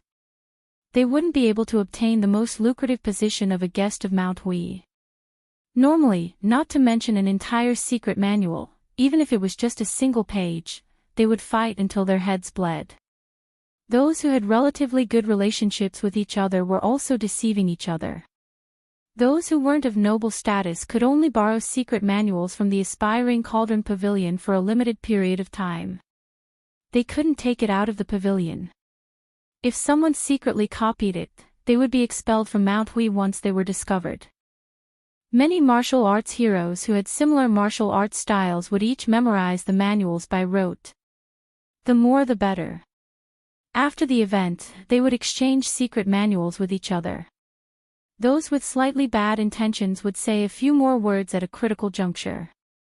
This wouldn't cause the other party to go crazy, but it would cause the other party to take a detour. There were only a few dozen guests of Mount Hui. Su Fengnian actually became absent-minded at a time like this. This was because he didn't want to stay on Mount Longhu any longer after hastily settling the affairs of the Great Bull Gang. He was going to head to the northeast of the Jian province. Martial Emperor City. Chapter 319. Xianyuan Qingfeng walked back to the courtyard where the eldest son's quarters were. The glazed fish tank in front of the courtyard had been destroyed. Looking up at the plaque, he saw that his father, Xianyuan Jingqing, had written the Flask of Eternal Spring. Passing through the hall, there was the Imperial Library, where Xianyuan Jingqing had spent almost all of his time as a teenager. There were more than 6,000 scrolls here, but it was completely different from the aspiring Cauldron Pavilion. There were very few martial arts manuals here, but they were all classics of the 100 schools of thought. The small building was simple, but the windows were bright and clean. The top floor had a wide view, from where one could observe the South Star and the Big Dipper. At the back, there was a Lingji courtyard with a small facade. On both sides of the courtyard were small and narrow side rooms. Originally, it was meant to provide lodging for the maids and servants. It was just that the main wife's courtyard was deserted, and that woman's temperament was cold and she did not like noise, so she left behind a personal maidservant. The side rooms were all used to store sundries. Many of the poems and essays that Xianyuan Jingqing had written when he was young to express his grievances were thrown into piles by her, scattered all over the table, chairs, and floor. There was a pair of male and female 1,000-year-old Luohan pines on the side of the corridor. Their roots were intertwined and their crowns were juxtaposed, making this place seem even more desolate and unsettling. Xianyuan Qingfeng walked further into the rear hall of the woman's private quarters. There were originally countless paintings and couplets, but they had all been removed by her. Only a large plaque hung in the middle of the hall that read, "Better to leave than to come." It was probably because she used too much effort to move them that she was able to survive. Xianyuan Qingfeng walked to the tea room with a view of the Dragon King River and saw that she was sitting quietly with a pile of ashes beside her. There was only a white jade scroll left of a painting. Xianyuan Qingfeng said coldly, "Father killed the old ancestor as a land god." Xianyuan Jingqing was ambushed by Huang Fangfua and Hongyu. Grandfather was expelled from the mountain. Bailiang's heir, Su Fengnian, killed more than 10 people in one breath outside the snowfield. He had the light cavalry and retainers hang their corpses in front of the east sect of Mount Hui. He declared that he wouldn't accept anyone from Mount Hui. Now, 3 or 4 of the 10 guests of Mount Hui are gone. As for the rest of the Jianghu people, most of them have chosen to leave the mountain. Only in front of her daughter, Xianyuan Qingfeng, would the woman not be so cold and distant. She smiled gently and said, "Isn't this the perfect time for Qingfeng to take over Mount Hui?" Xianyuan Jingqing had swept clean the great snow plateau, and with Bailiang's crown prince eyeing him covetously, it could be said that there were internal and external troubles. Those ministers of resurgence in the history books all stepped forward bravely at this time to turn the tide. Only then could they make people feel grateful and fearful at the same time, controlling the people's hearts. It was just the 4 words of combining kindness and power. If Mother didn't guess wrong, Xianyuan Jingqing had already reached a secret agreement with His Royal Highness. Aside from Huang Fangfua and Hongyu, the 2 open chess pieces, there were still some hidden chess pieces that were biding their time, right? What Mother was most curious about right now was whether His Royal Highness had asked for an exorbitant price to make things difficult for Qingfeng. If she married into Bailiang Palace as a concubine, it was not impossible. With Mount Hui's Xianyuan family's several hundred years of foundation as a dowry, there weren't many women in the world who could afford such a large sum, right? The woman's voice was soft and gentle, very pleasing to the ear, but the meaning behind her words was chilling to the bone at this moment.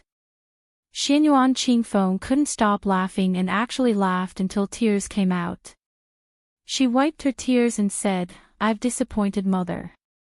That His Royal Highness doesn't care about Mount Hui, not to mention Xianyuan Qingfeng, who can't even get into the Rouge Review. Mother, you can only blame yourself for not giving birth to a more beautiful Qingfeng back then." The woman didn't get angry and only quietly waited for Xianyuan Qingfeng to finish laughing. Seeing her daughter's unstoppable tears, she reached out to help wipe them away, but Xianyuan Qingfeng fiercely slapped her hand away. She still didn't take it to heart and gently said, "Rats go into hiding because of grain, dogs go into hiding because of poverty. It's a pity that this only applies to the small families. Although Mount Hui's fate has been greatly damaged, it doesn't mean that they won't be able to recover from this setback. What Bullet Gang encountered today is still somewhat better than what happened 100 years ago when the Wu family's sword tomb's first-rate experts almost all died in Beimang." Bailiang's heir hung up the corpses to intimidate everyone and was clearly building momentum for Qingfeng.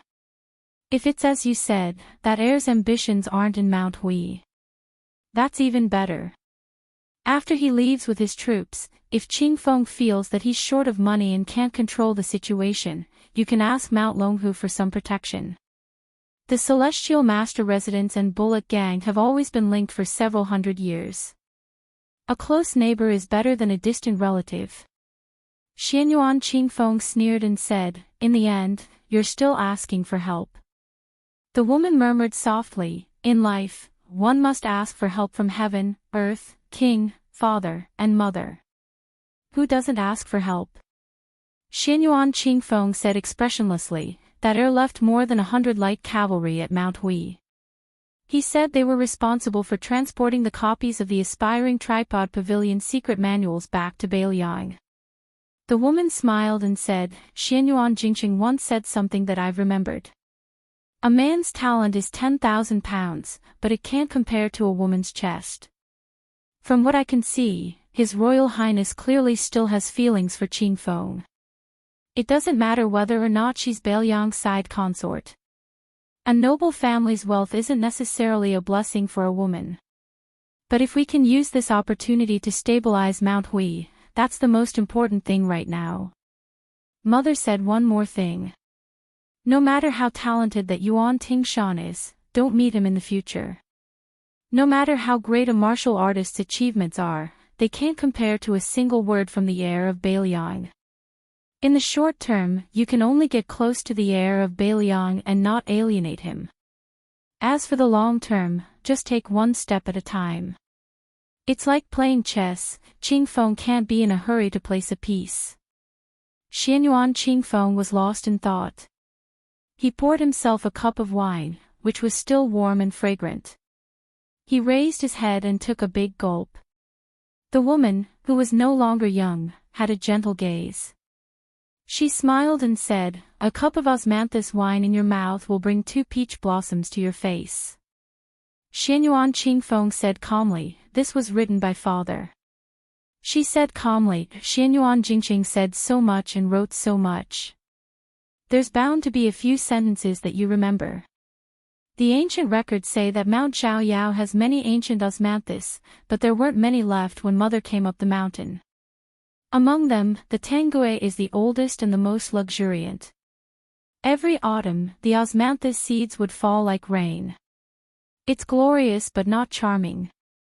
She hesitated for a moment and said slowly, just like how Xianyuan Jingqing conducts himself. Xianyuan Qingfeng gripped his cup tightly and stared at her. He clenched his teeth and said, "Isn't it ironic to say that my father is good now?" She said calmly, "Mother, have you ever said anything bad about Xianyuan Jingqing?" Xianyuan Qingfeng bit the corner of his mouth so hard that blood seeped into the cup. He asked with a trembling voice, "Mother, have you ever liked father, even a little bit?" She shook her head and said, "I don't know." Xianyuan Qingfeng sneered like a madman. "Then you've never liked him.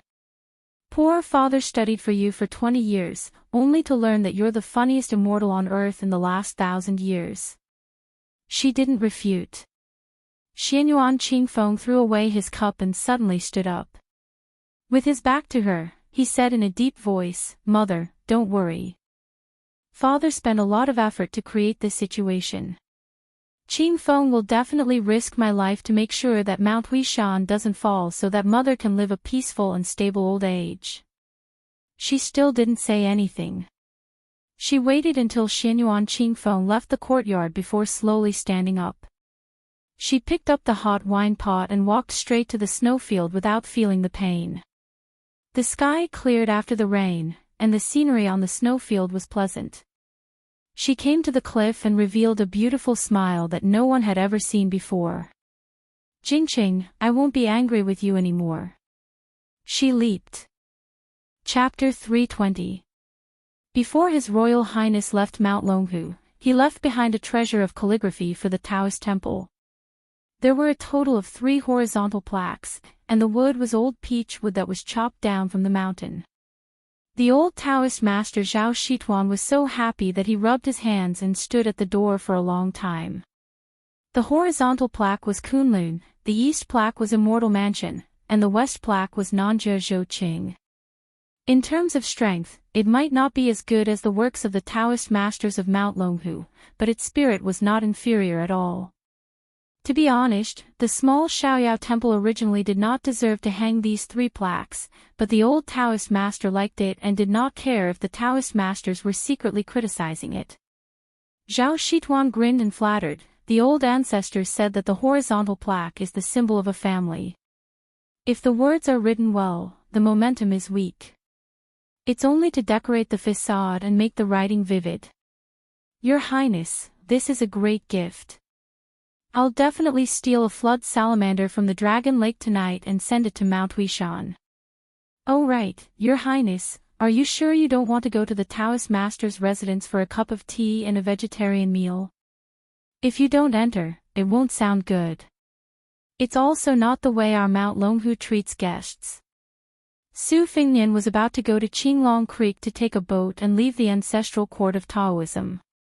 His younger brother, Huang Man, who was standing beside him, clenched his sleeves tightly. He touched Su Longxiang's head and shook his head. I'm not going. I heard that great Taoist master Zhao Danping is rushing back to Mount Longhu. I'm afraid that if there's a disagreement and they fight, you'll be in a difficult position.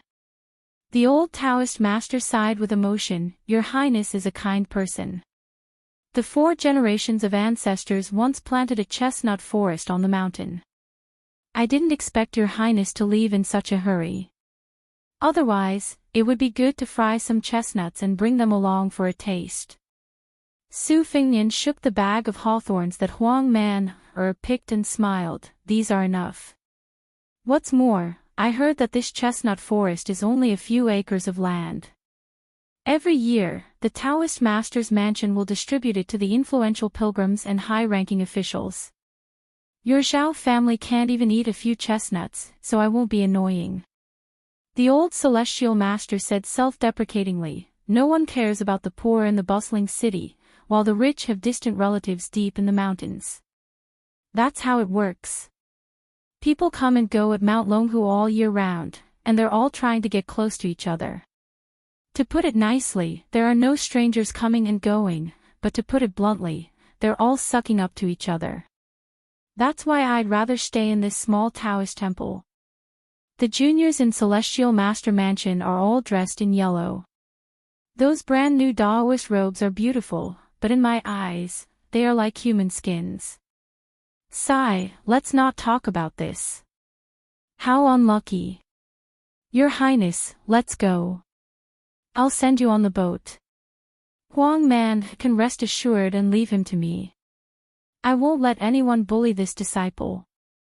If one day Huang Man wins a fight against that psychic beast on the devil-slaying platform, I'll personally send him back to Beiliang. However, there's something I need to make clear to your Highness. Huang Man was born as a Vidra, so his talent can no longer be described as extraordinary. He and the new leader of Wudong are both Xiantian celestial beings.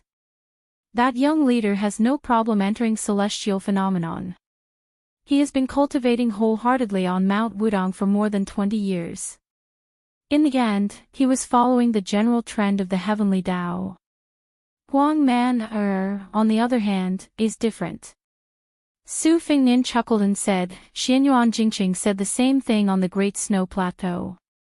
Zhao Shituan was relieved. He was worried that His Royal Highness would mistakenly think that he had the selfish intention of teaching his disciple to starve his master to death.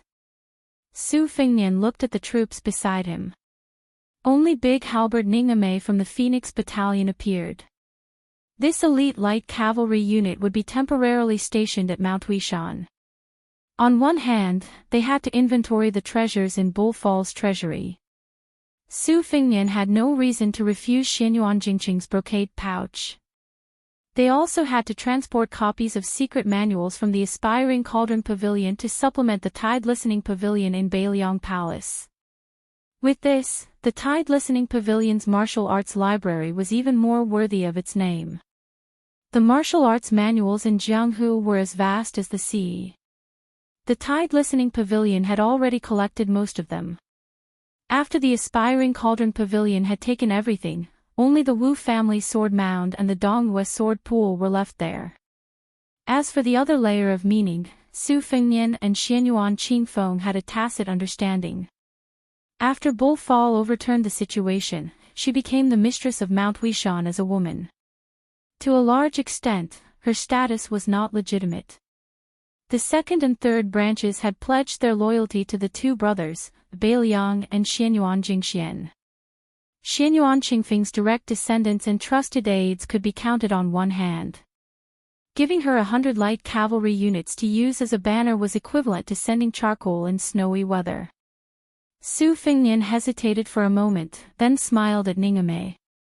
Those in the Phoenix Battalion who have martial talent and are willing to practice martial arts can stay on Mount Wishan without escorting the books down the mountain. I've already spoken with Xianyuan Qingfeng. The Aspiring Cauldron Pavilion secret manuals can be read at will, as long as they don't leak out of Jianghu. Remember, you're at Bull Fall, not living under someone else's roof. There's no need to lower your voice and look at other people's faces. However, you also can't be too domineering and unreasonable. We're like turtles occupying a magpie's nest. In short, General Ning can do whatever he wants in Mount Huishan. There's no need to report to me. Chapter 321. The halberd Ningame cupped his fists and said in a deep voice, "Yes, Your Highness. I won't let you down." Su Fingnian saw that the burly general with a soft voice wanted to say something but stopped. He smiled and said, "If you have something to say, just say it. There's no need to follow the rules." The general, who never frowned when charging into enemy lines, blushed slightly. He turned around and said respectfully to the elderly god of swords, "Ningame has benefited a lot from senior's guidance on halberd techniques. I will never forget it." The old man with the sheepskin fur coat said impatiently, "Why are you thanking me? Do you think you can repay my kindness with your trivial skills? Since that's the case, you might as well keep it in mind." Ningame blushed immediately and was at a loss. He was obviously not as thick-skinned as His Royal Highness. Su Fingnian ignored him and looked around. Other than Blue Bird, who was on his side, Yu Yuwei, who was playing with the white cat Wu Meinyang with her slender fingers, could be considered half a member. Murong Wuzhu and Murong Tonghuang had special identities. This pair of brother and sister, who were said to be devastatingly beautiful in the prophecy, were no longer worried. With the death of the old Xianyuan Great Pan, the pressure of Mount Hui was no longer there. The siblings' spirits had changed. Not to mention Murong Wuzhu, who had no opinions and only knew how to go with the flow, even the gloomy Murong Tonghuang looked relaxed. He had a leisurely attitude as if he was going on a trip. He felt that even if the sky collapsed, His Royal Highness would be there to support him. He only needed to watch the show. As for Princess Jing and Pei Nanwei, she seemed to have completely accepted her fate after hearing about the battle at Great Snow Plateau. Of the 4 retainers from Liangzhou, Lu Qiantang had died in the battle. Old Mi, Wei Shuyang, had to stay on the mountain to select secret manuals. Now, only Xu Xiao and Yang Qingfeng were left to follow them to Martial Emperor City. Su Fingnian boarded the boat and sailed out of Qinglong Creek. Huang Manor and the old Heavenly Master sailed the raft to Longwang River before turning back. Su Fingnian gave a tiger Kuei Vajra to his younger brother. After waving goodbye, he sat on the bow deck, not daring to look at his younger brother's figure. The female tiger Kuei Bodhisattva squatted beside His Royal Highness's feet and whimpered softly. Su Fingnian leaned against the ship's railing and placed a handful of hawthorns in the space between his knees. He tossed one into his mouth, which tasted slightly sour. There were 4 brothers and sisters in Beiliang Palace. The eldest sister, Su Fingnian, had married into Gongnamdu. Her mother had passed away early, so she treated His Royal Highness with nothing but doting. Even if she met a man she truly liked in the future and had to choose between her younger brother Su Fingnian and her husband, she would not hesitate to protect her younger brother. The second sister, Su Weisheng, was extremely talented. Not to mention Su Fingnian, even Su Xiao was a little afraid of her ability to persuade people with reason. However, her relationship with Su Fingnian had always been very good.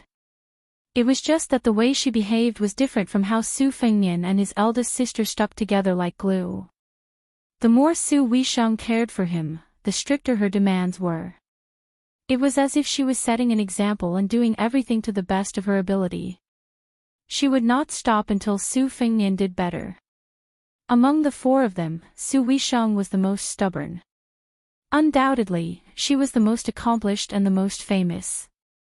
Perhaps the world could not imagine that a woman like her, who had suppressed all the heroes in Shangyin Academy, was just a girl who acted coquettishly and shamelessly with her younger brother. Younger brother, Su Longxiang. Su Fingnian remembered when they were hunting when they were young. The 2 brothers had left the cavalry and encountered a giant bear that was as strong as a small mountain. It was the 10-year-old Huang Man, who stood in front of them and tore the beast apart. Every winter, Su Fengnian's favorite thing to do was to hold Huang Man, or his feet upside down and right on the snow. Usually, it was the second sister, Su Weisheng, who improvised the poem, while his eldest sister applauded and cheered. However, no one in the world knew that the widely popular poem, a poem written by a sword in the snow of Liangzhou, was not written by Su Weisheng with her sword, but by His Royal Highness with the little prince's head. At that time, the happiest person was none other than Su Longxiang.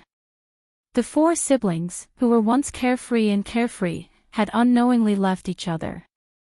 A Dragon King river ship approached, interrupting His Royal Highness's sorrowful thoughts of parting.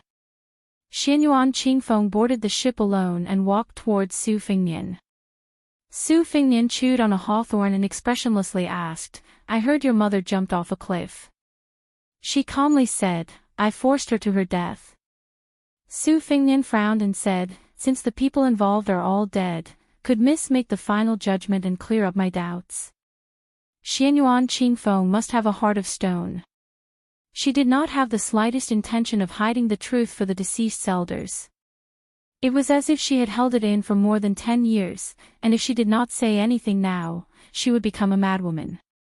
She squeezed out a smile that was difficult to tell whether it was relief or desolation and slowly said, "My father loved her, but he never asked for anything in return.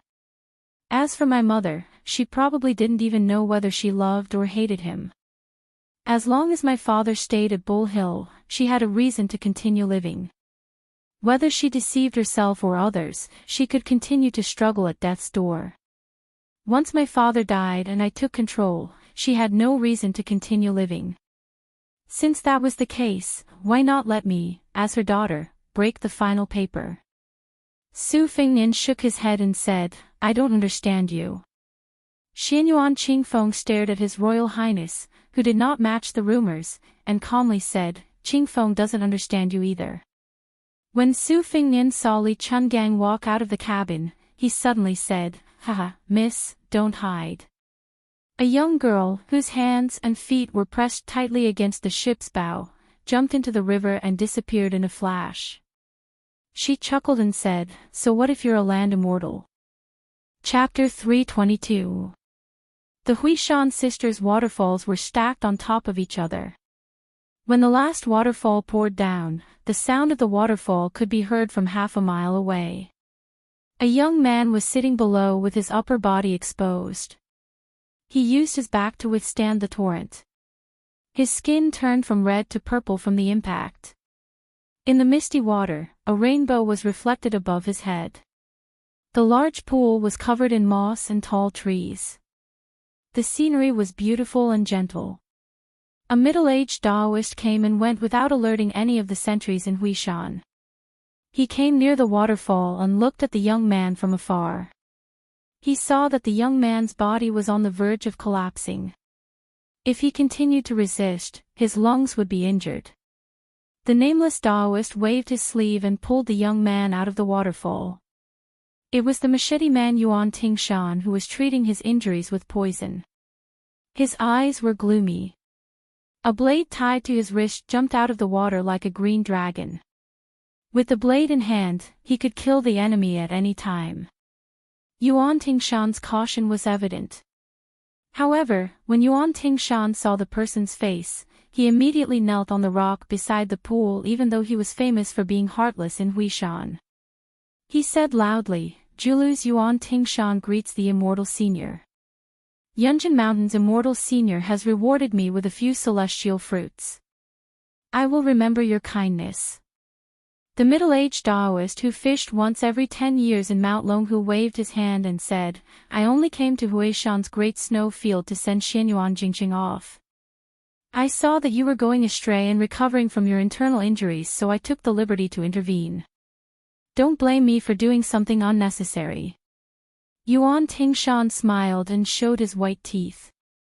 He said, "I don't dare." The Taoist saw that the young man's words were extremely respectful, but his right hand was holding on to the hilt of his blade. He did not take it to heart and just smiled. He lamented, "Julu is a place where people converge.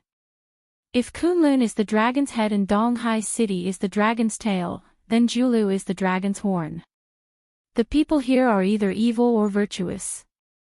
There are very few mediocre people here. Yuan Tingshan half knelt on the rock and looked straight at the Taoist. He said slowly, I'm short-sighted and don't know these things. I just couldn't stay in Julu, so I came out to beg for a living. I've heard that the celestial masters of Mount Longhu are proficient in divination and physiognomy. Could it be that celestial master is an elder from the celestial master residence? The middle-aged Taoist shook his head and did not deliberately mystify.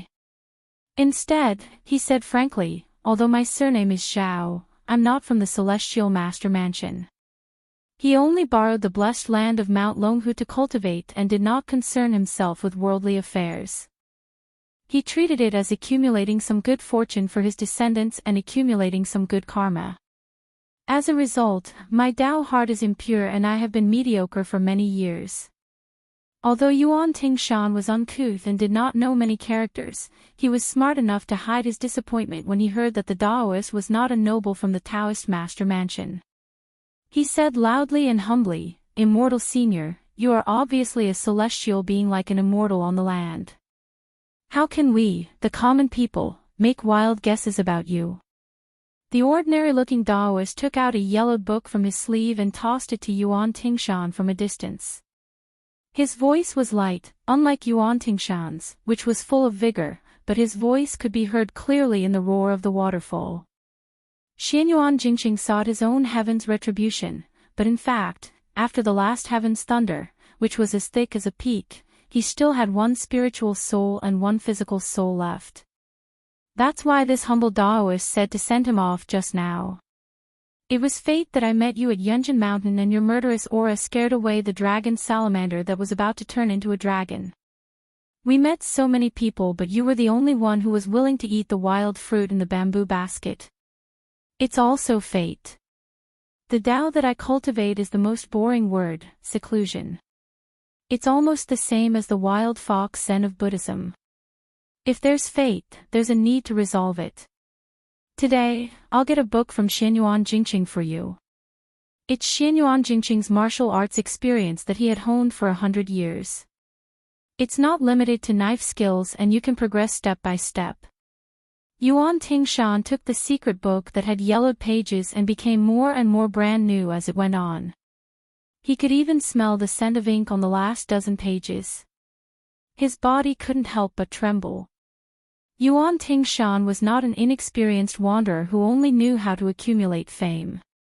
He had been influenced by Mount Hui, which was full of people, and knew the ways of the world by heart. Moreover, Mount Hui was a place where good and bad people mixed together.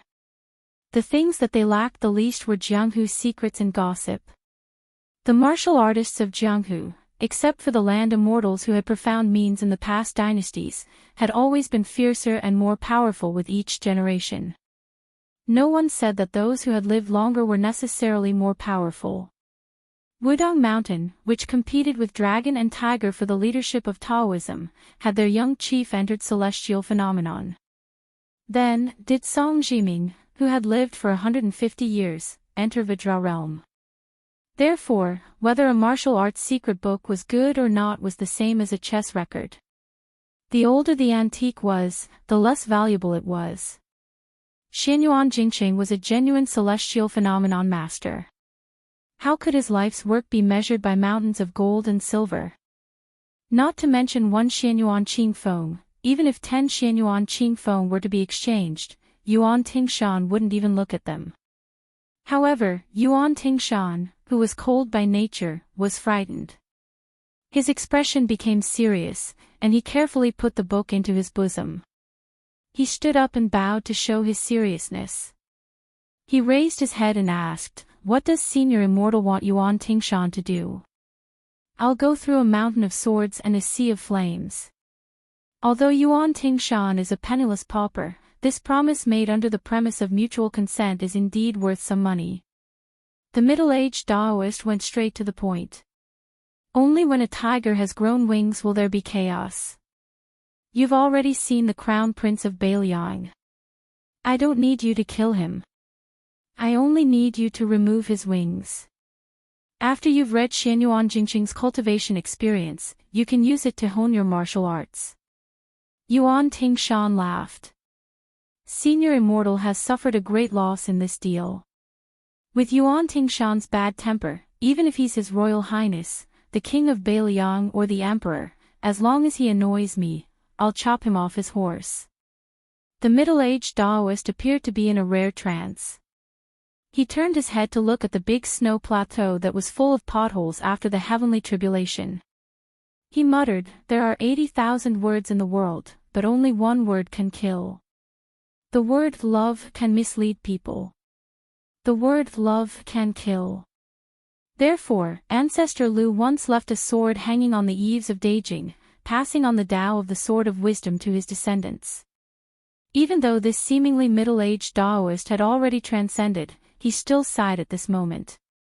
Xianyuan Jingqing, since you know that you can't force it, then why bother to pay the price? I've never seen such talent in my life. If you used it outside of Mount Hui, who in the world would be able to bind your hands and feet?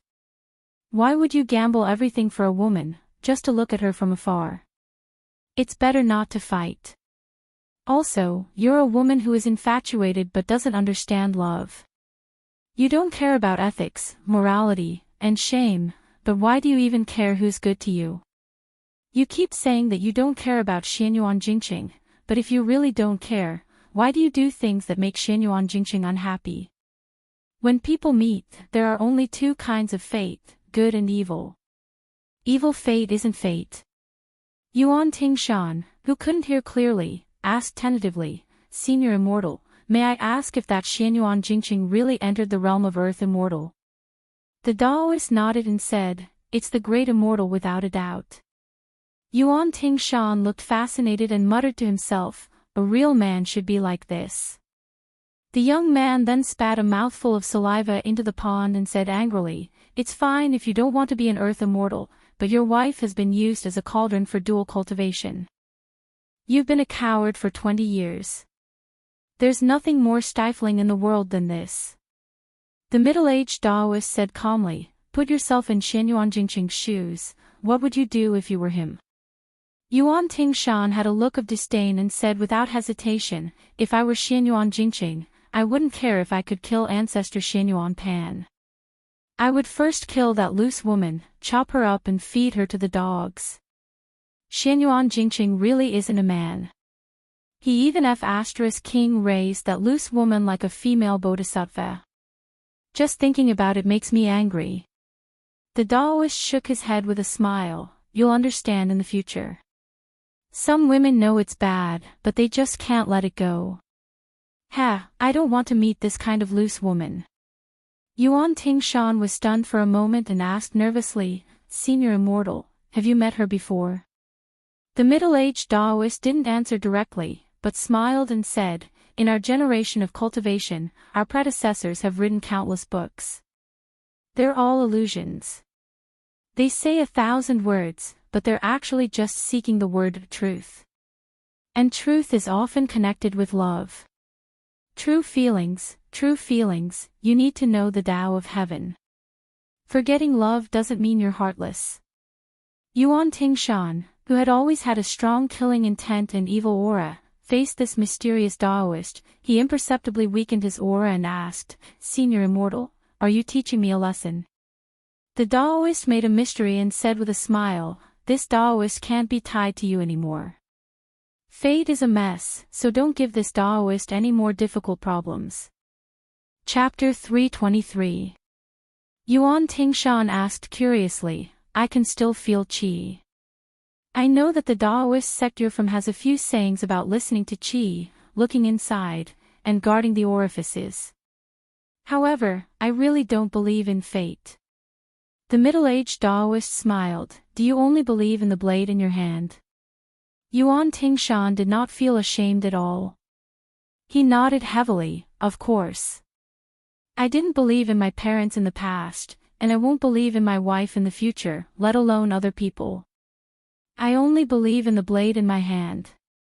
A withered yellow autumn leaf drifted in the air. The middle-aged Daoist flicked his finger, and the yellow leaf drifted over. The withered leaf was like a blade, cutting a gray butterfly beside Yuan Tingshan in half. The gray butterfly scattered on the surface of the water and was swallowed by a fish. The middle-aged Taoist said softly, "Do you believe that this is fate? Do you believe that this action of mine will cause me to lose a few days of cultivation? The evolution of heaven and earth will form a world of its own. Life has its own rules and regulations." This is the Taoist sect's excuse for being difficult to understand. It's not as vivid as the secular world saying. There's a scale in the human heart, and it's difficult for every family to recite scriptures. In a person's life, whether they do good or evil, it's like doing business with the heavens. It's always between positive and negative. Those who take advantage of the situation can be seen as accumulating merit money. They are all relatively shrewd merchants. This is the real foundation of the three sections. This is also the reason why only the three sects are still standing in the 100 schools of thought, such as the school of Mo. To me, Zhong Yi's idea is very good, but it's a pity that he can't escape the fate of losing money. You might not like to hear this, so I'll tell you more details. There's a dragon pond in the Celestial Master's residence. It raises over 10 kinds of spiritual creatures that were found from all over the world. It uses spiritual energy to cultivate the lotus in the pond. This lotus is also known as the longevity fate lotus. The bottom lotus has already bloomed for 1,600 years. Currently, Mount Longhu's fate is flourishing, and there are as many as 18 lotus flowers. 500 years ago, Mount Wudong was powerful, and there were only 6 lotus flowers in the dragon pond. In the recent 100 years, Qi Xuanjun ascended, and a celestial master changed the emperor's fate. Later on, Mount Longhu became the sect leader, and new lotus flowers bloomed in all Taoist sections. Do you really think that Zhao Danping went down the mountain to the capital because of a dispute with Zhao Danqia's brother? That year, 3 lotuses of the Lotus of Providence withered for no reason. This was a situation that had never happened even when Su Shao attacked Mount Longhu. As the new leader of Mount Wudong connected the providence of heaven and earth, another 3 lotuses withered in the dragon pool. Yuan Tingshan, do you know how much effort those nobles of the Celestial Master Mansion have put in? As for Xianyuan Jingqing, whom you look down upon, this person is not inferior to me in terms of the theory of providence patterns. In fact, he is even better than me. As for why I admire Xianyuan Jingqing so much, I won't tell you. Not reaching celestial phenomenon and not touching the mysteries of the heavens were not deliberately exaggerated by the ancestors. Yuan Tingshan was dumbfounded. The middle-aged Taoist laughed self-deprecatingly and sat down cross-legged. Life and death are 2 different things. I have cultivated for 300 years. Back then, I went astray and cultivated to be a hermit. Now that I've talked about it, I can't stop talking. Fine, I'll talk to my heart's content today. Let's talk about the Lotus of Providence at the Dragon Pool and the Wu family sword tomb. There are hundreds of thousands of ancient swords, famous swords, broken swords, and broken swords. The children of ordinary people are caught when they are 1 year old. After the children of the Wu family are born, they will be led by their elders to the Sword Mountain. They can only go down the mountain after they find a life sword. Do you believe that there are people who go up the mountain when they are just a few years old and can't go down the mountain until they die of old age? Yuan Tingshan sat closer to the middle-aged Taoist and asked in confusion, "Won't they starve to death?" The Taoist said indifferently, "Before the age of 10, the guards of the sword tomb will send some food. After 10, it's up to the heavens." Yuan Tingshan was not blindly cautious and did not know what was good for him. When he got closer, he let go of the hilt and put it aside. Hearing this secret that he had never heard of, Yuan Tingshan curled his lips and showed disdain for the Wu family's sword tomb. He said sarcastically, "The Wu family's sword tomb's glory is only when the 9 swords came out of Beimang. The 100 years old and new sword gods have nothing to do with them." The middle-aged Taoist said indifferently, "You know about Dong Tai." Yuan Tingshan laughed heroically and said, "Of course. Among the sword experts today, this guy has the most celestial aura. Sooner or later, I will use this guy as a whetstone." The Daoist looked at the rising mist in the pond and said, "The world only knows that Dong Tai came out of nowhere and fought with Wang Xianji of the martial emperor city to a draw. Later on, he went to the Wu family's sword tomb to seek revenge. However, they did not know that Dong Tai practiced the sword in the sword tomb's sword mountain. This person was originally an illegitimate son of the Wu family. After he was discovered by the sword tomb, he was brought back to the family when he was 6 years old. According to the sect's rules, he was thrown to the sword immortal realm. Who would have thought that this throw would throw a great talent who could enter the sword immortal realm at any time? Wang Xianji is not willing to be number one in the world, but Dong Tai is not much inferior."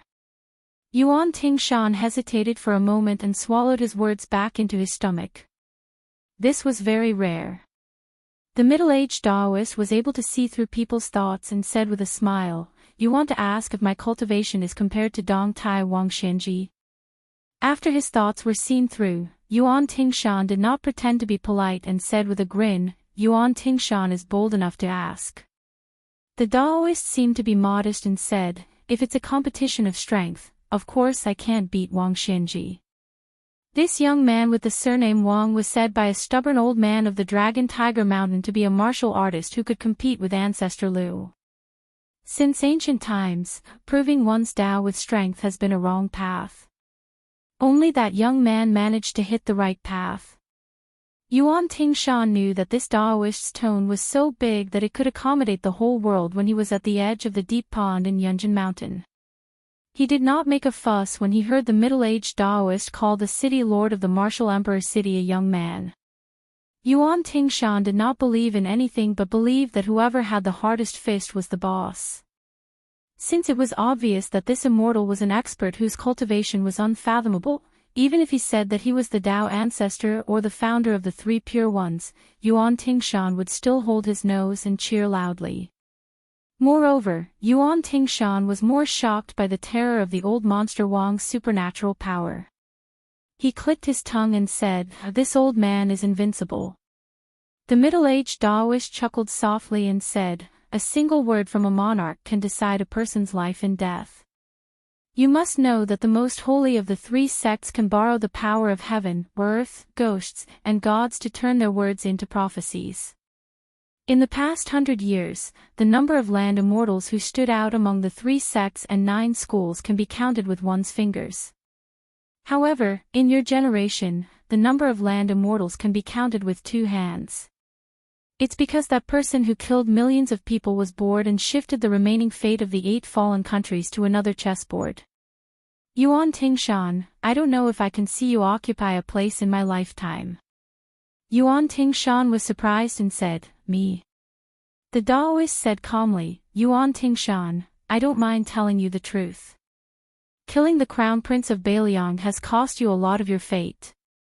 Yuan Tingshan was about to draw his sword out of anger, but he managed to hold back his impulse. The middle-aged Daoist continued, "But with you and I sitting here, I've finally returned some fate to you."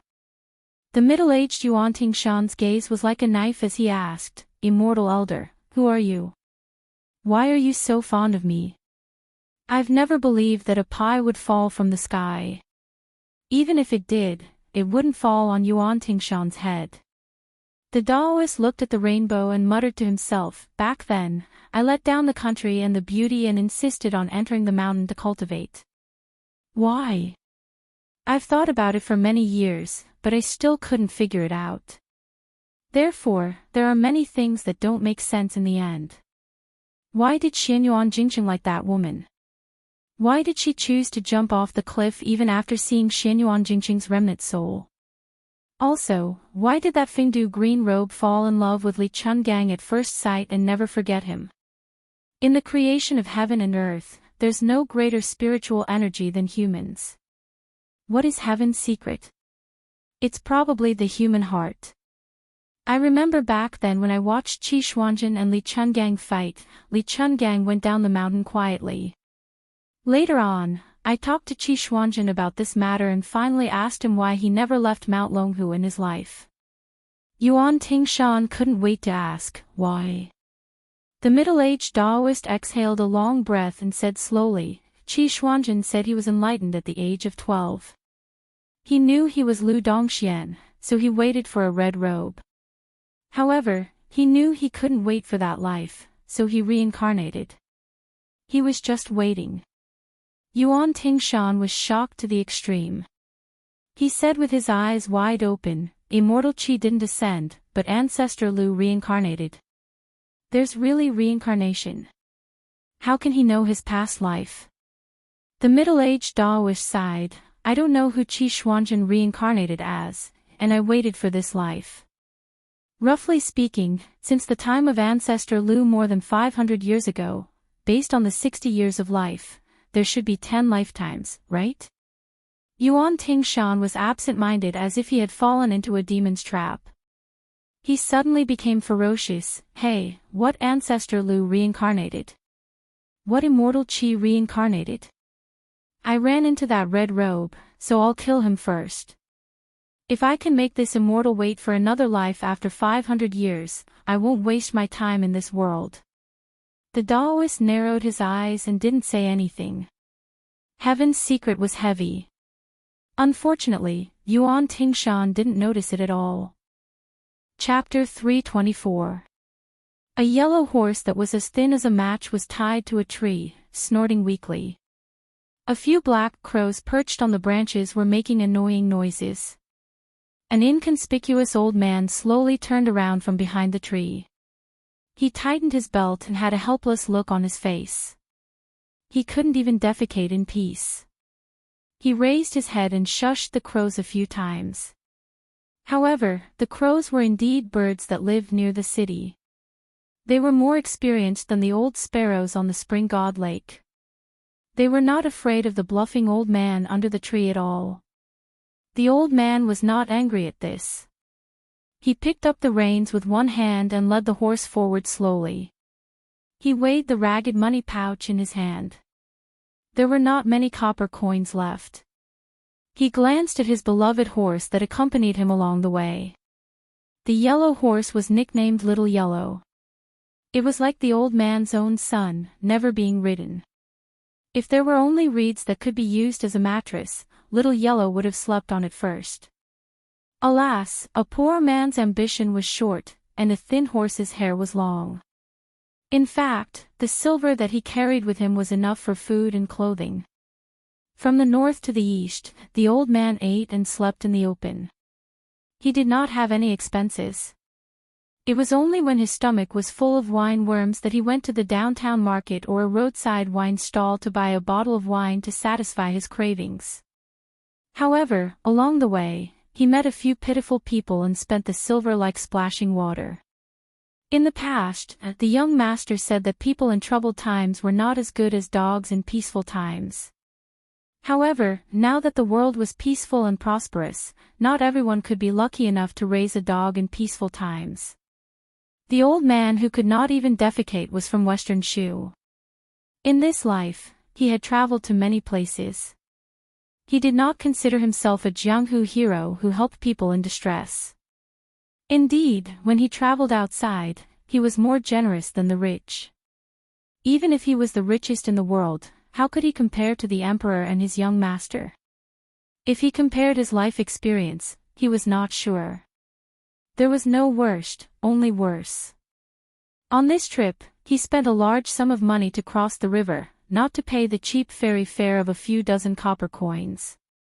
The two boatwomen on the boat were a pair of mother and daughter. The boatman was the head of the family. He had a sharp mouth and monkey cheeks. After rowing for a while, he said that he was tired and asked his wife to take over. He squatted at the bow and played dice.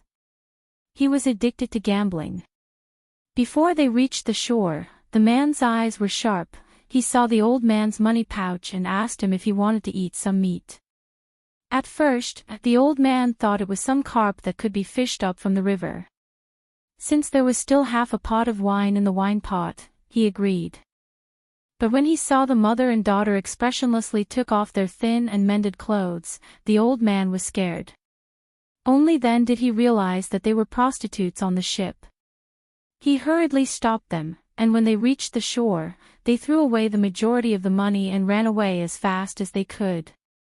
When the old man traveled with the young master in the past, when he came across bold village women who exposed their breasts to feed their babies, he would stare until the young master pulled him away.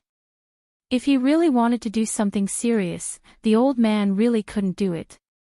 Moreover, the mother and daughter were so young that they could be his daughter and granddaughter. Especially the little girl's real age was only 13 or 14 years old. On top of that, because her family was poor and couldn't afford to eat, she looked like an 11 or 12-year-old girl from a rich family. If he did this kind of thing, wouldn't he be punished by the heavens? Taking 10,000 steps back, the Prime Minister's gatekeeper was a third-rank official. Even Grand Secretary Zhang's gatekeeper couldn't compare to the Bailiang Palace where Old Huang lived, right?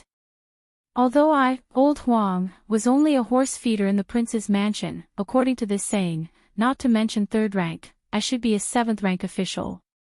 If I really wanted a woman and went crazy, would it be difficult? Old Huang, had woven more than 10 pairs of straw sandals for the young master, so I wouldn't be lacking in any way. When we were traveling, the young master unintentionally brought up this matter, saying that when we returned to Bailiang, he would help me find a wife to warm my bed. When Old Huang thought of this, he laughed foolishly, subconsciously swallowing his saliva. Of course, he didn't dare to defile a beautiful maiden. A middle-aged woman still had her charm and whatnot. He also admitted that he wasn't worthy. However, at that time, Old Huang still hoped that there would be a fair and tender maiden rolling in the sheets. Wah, I was just being polite with the young master. Why did the young master take it seriously? Old Huang slapped his face and muttered to himself, Old Huang, who asked you to pretend to be a master? Back then, you didn't become a blacksmith but practiced swordsmanship. Wasn't it so that you could get close to those heroines? Why did you become stupid after practicing so much? Why did you ruin such an ambitious and beautiful original intention? The young master was indeed knowledgeable, but he wasn't sour. His words were especially comfortable. Every time he stole a chicken or duck or nibbled on cucumbers or roasted sweet potatoes, when he was in a good mood, his words were beautiful. Old Huang clearly remembered us saying that in the world, there was a kind of person whose heart was higher than the sky and whose life was thinner than paper. He thought about achieving great things all day long, but unfortunately, he didn't have the ability to do so. Old Huang felt that this was a great truth. Even a boor like him, who didn't know how to read, understood it. Hey, was he praising him, Old Huang, for having the strength to do the things he wanted to do? Old Huang was secretly happy when he thought about it. When he grinned, people would notice that he was missing 2 front teeth and was very leaky. The old man and the skinny horse walked slowly, but in this world, as long as one walked, no matter how long the journey was, there would always be an end. Wouldn't they be able to see the majestic city as soon as they looked up? Martial Emperor City wasn't originally called Martial Emperor City, but Overlook City. It was a vassal city of a royal family in Dongyue during the spring and autumn period. It was named after a line in a poem written by sage Zhang when he traveled to the eastern sea thousands of years ago, Donglin stone platform to see the vast sea. Later on, Wang Xianji, who was a nobody, fought again and again in the Jianghu. He was highly regarded by the royal family of Dongyue and was taken in as their son-in-law. They wanted to use Wang Xianji's invincible strength to rebel and usurp the country. After they failed, they hoped that one person would die to atone for the crime of the whole city. After the city was besieged, as a member of the royal family, he committed suicide in front of 60,000 armored soldiers. The emperor of Dongyue was still unwilling to let him go. Of course, he didn't say that he wanted to exterminate his entire family. After all, if he did so, wouldn't the emperor's own family be killed? However, the massacre of the entire city was unavoidable. Coincidentally, Wang Xianji had just returned from a battle with the contemporary sword god, Li Chungang.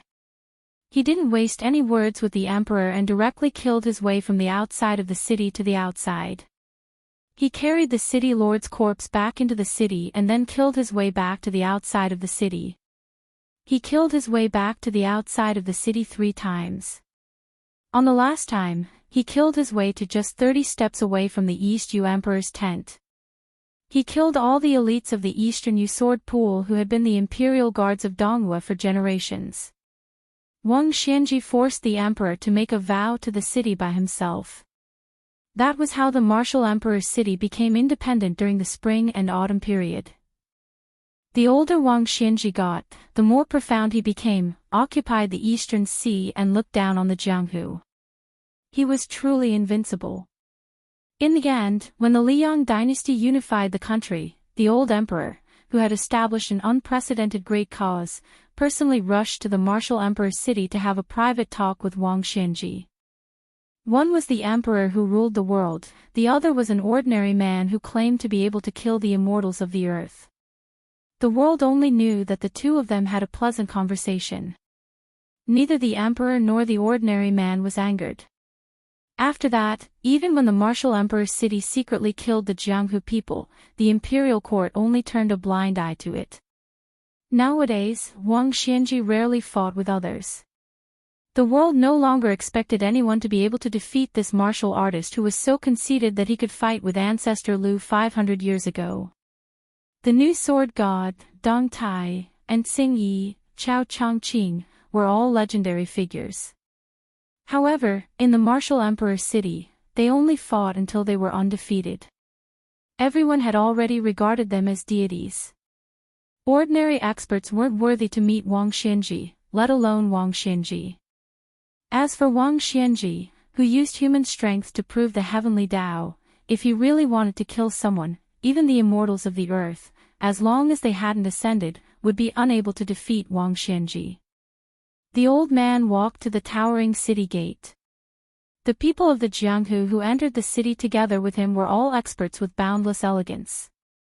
If they weren't those who had red hair and iron arms, it felt like they could blow people away with just a sneeze, then they were those who stood out from the crowd.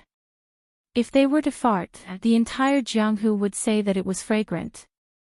The old man was like an inferior horse. Both of them were starving. It was really unsightly. Most importantly, before this old man entered the city, he purposely slowed down his pace, allowing a young heroine in luxurious clothes to walk in front of him. While he was staring at her charming swaying buttocks, he took out an ivory comb and combed his messy gray hair. Since this beautiful heroine in exquisite clothes dared to come to the martial emperor's city alone, she definitely wasn't an ordinary young lady who only knew how to play zither, go, calligraphy, and painting. Sensing the gaze behind her, she turned around and glared. However, when she saw that it was an old man who was leading an inferior horse that was even worse than a mule, she didn't bother about it anymore. She snorted coldly and went straight into the city. The old man said to himself, "If my young master and that brat Wenhua saw this young lady, my young master would probably cheat Wenhua of his money again, right?" After entering the city, the old man walked along the central city's main road until he could see the top of the city wall. Then, he sat down at a roadside wine stall and poured out all the copper coins in his money pouch onto the table. He grinned and said, "Waiter, bring me a pot of good yellow wine and boil it for me." The waiter was a local of the martial emperor's city and had never looked down on foreign martial artists, let alone an old man like this. He rolled his eyes and said, "This amount of copper coins is barely enough to exchange for a mouthful of yellow wine." Old Huang smiled foolishly and said, "It doesn't matter. I'll just take a mouthful. Give me a small bowl, and I'll treat it as a bowl of wine." After he finished speaking, he ignored the waiter's look and raised his head to look at the top of the city wall. He said softly, "Young master, the situation is tense. But this time, old Huang won't talk nonsense." Chapter 325. Xianyuan Qingfeng. It really wasn't a festive name. Su Fingnian and the new head of the Xianyuan family left the Dragon King River on the same boat. From the looks of it, this woman wouldn't stop until they reached the Great River. On the surface, she had at least done her part as a host. She hadn't even warmed up the position of head of the Great Bull Gang yet, and she had already gotten into character so early. Su Fingnian didn't dislike her sending him off. After all, he had left in a hurry and didn't have time to talk about many things. Or perhaps, the things he talked about were too vague.